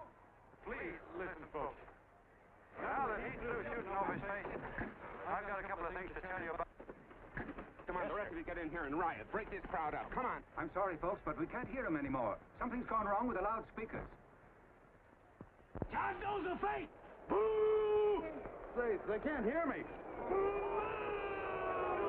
This thing's not working. Ladies and gentlemen.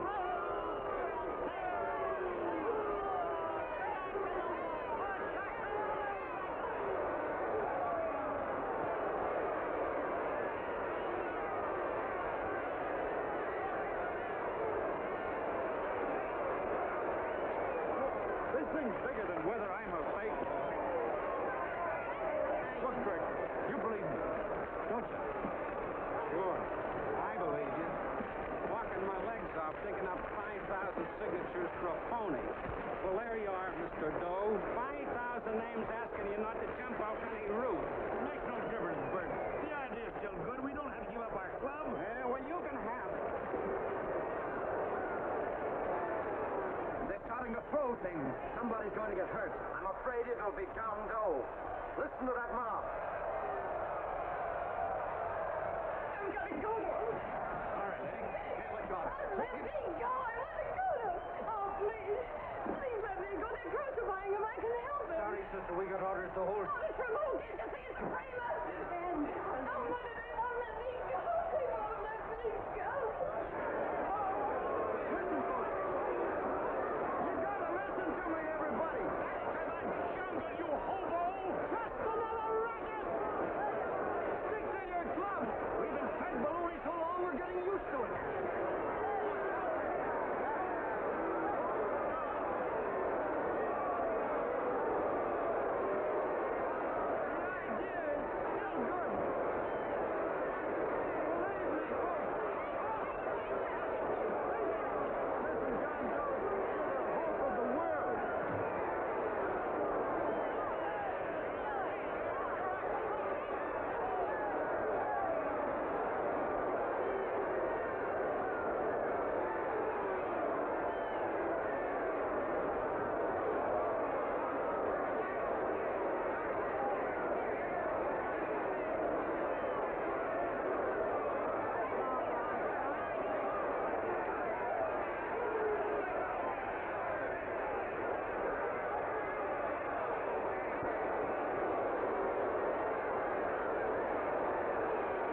Finally managed to get him out of the park. If that boy isn't hurt, it'll be a miracle. Ladies and gentlemen, this certainly looks like the end of the John Doe movement. Well, boys, you can chalk up another one to the Pontius Pilots.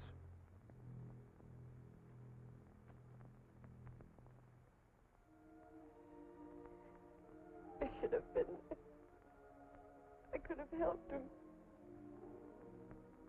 He was so all alone. Thought I was going to be mighty ashamed of ourselves after tonight. We certainly didn't give that man much of a chance.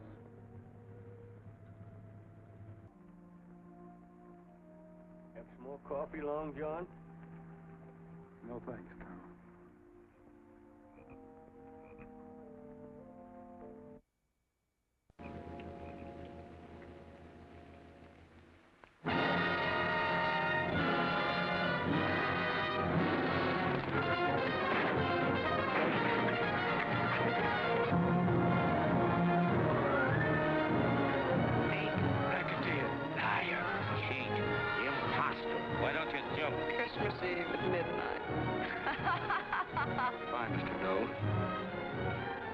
wonderful man. And God bless you, my boy. I'll get in there and catch him. You're a fake John Doe, and I can prove it. You're the big hero who's supposed to jump off tall buildings and things. Do you remember? What do you suppose your precious John Does will say when they find out that you never had any intention of doing it, that you were being paid to say so? Christmas Eve at midnight.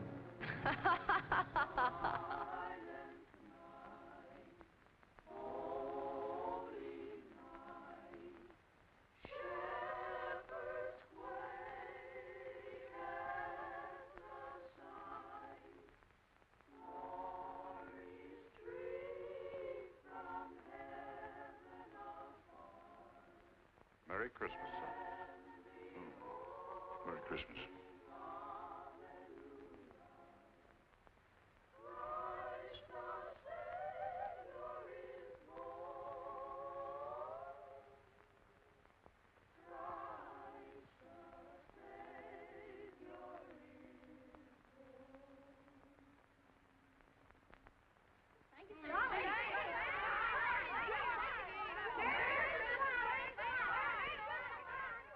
Who? John Doe. Is that screwball still around? Dame's been calling all day. Sure, I know. Yeah, at midnight, huh? Okay, lady. We'll have the place surrounded with nets. They're laughing at me.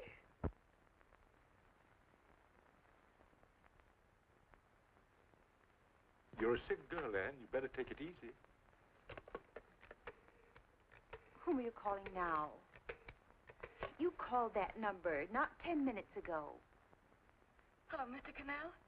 Have you seen him yet? Have you... Now listen, Ann, he can't possibly get in without our seeing him. I'm watching the side door, and the colonel's out front, so stop worrying. Oh. Thank you.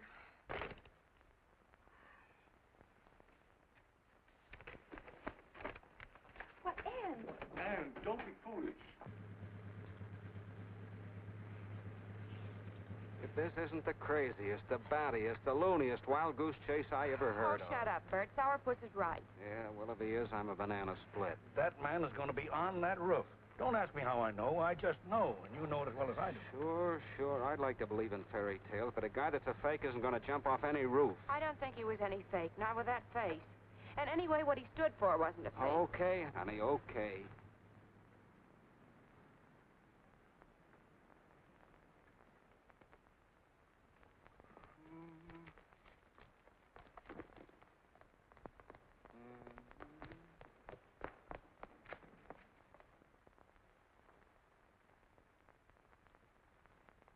Elevators ain't running. Colonel, You shouldn't get out of bed, miss. has he been here? No. Have you seen him? I ain't seen him for a week. Where's Canal? He's watching near the door. Oh, gee, you're swell.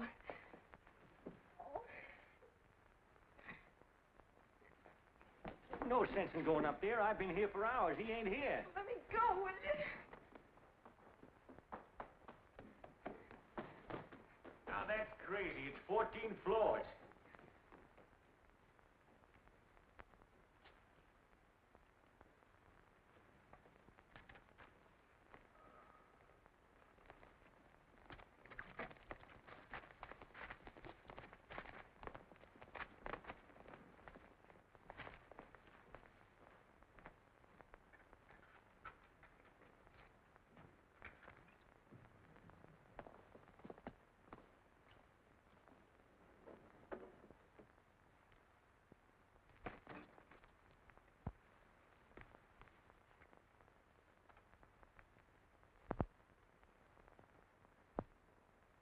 As far as the elevator goes, we got to walk up to the tower.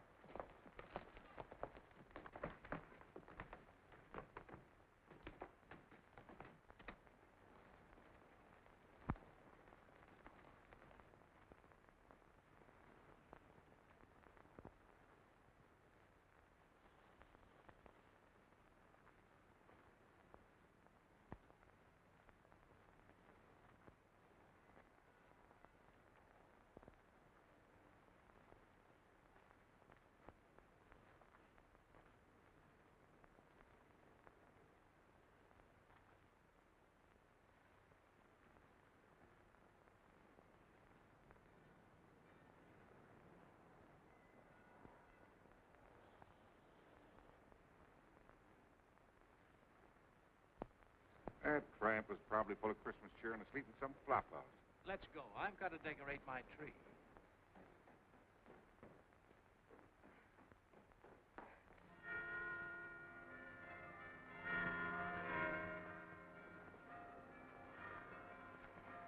Well, I give up. I don't know what gave us the idea that we'd attempt anything like this. I guess you're right. I'm afraid the joke's on us. Let's go. I hope nobody finds out we've been here.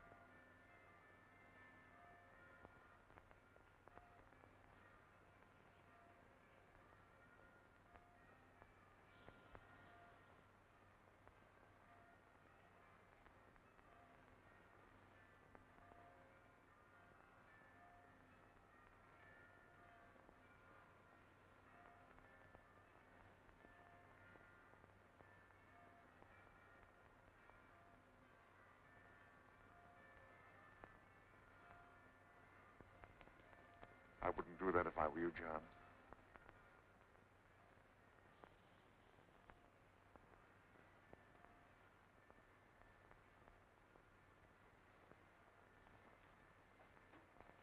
It'll do you no good. The mayor has policemen downstairs with instructions to remove all marks of identification you may have on your person.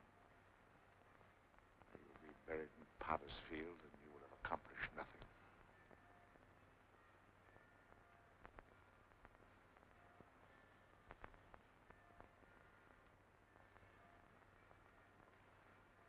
I've taken care of that. I've already mailed a copy of this letter to Mr. Cannell.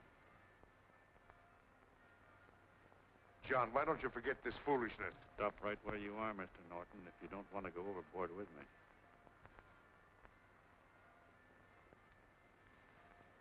I'm glad you gentlemen are here. You killed the John Doe movement, all right. But you're going to see it born all over again.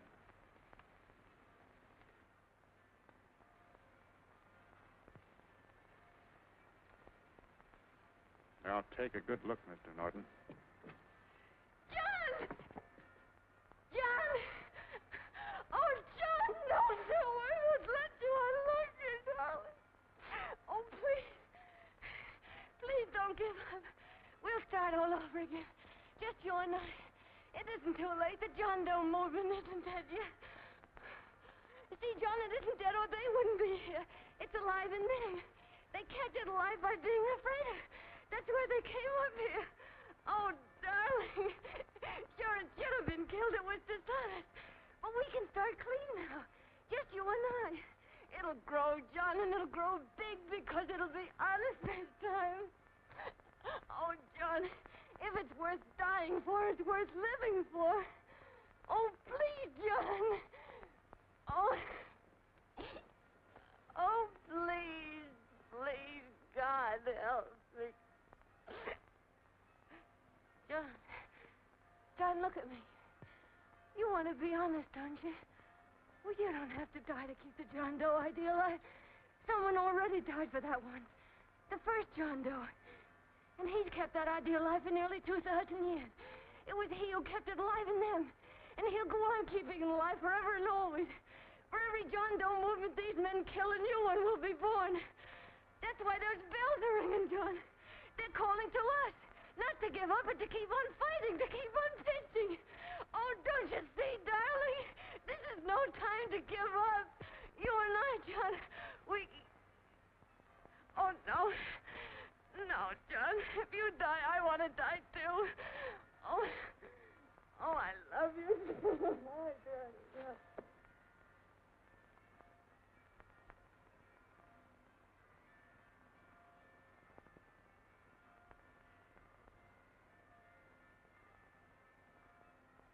Mr. Doe, you don't have to. We're with you, Mr. Doe. We just lost our heads and acted like a mob. What Bert's trying to say is that we need you, Mr. Doe. There were a lot of us that didn't believe what that man said. We were going to start up our John Doe Club again, whether we saw you or not. Weren't we, Bert? And there were a lot of others that were going to do the same thing. Well, Mr. Sarpus even got a letter from his cousin in Toledo. I got it right here, Mr. Doe. Only it'd be a lot easier with you. Please. Please come with us, Mr. Doe.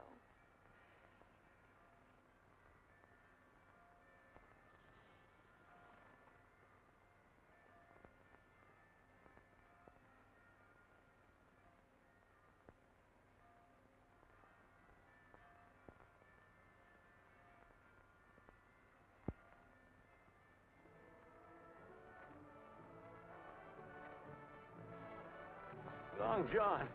Mr. Doe. Here, we'll help you with it. She'll be all right. Mr. Doe, take her right down to the car. Right up. Look, we got a car right down.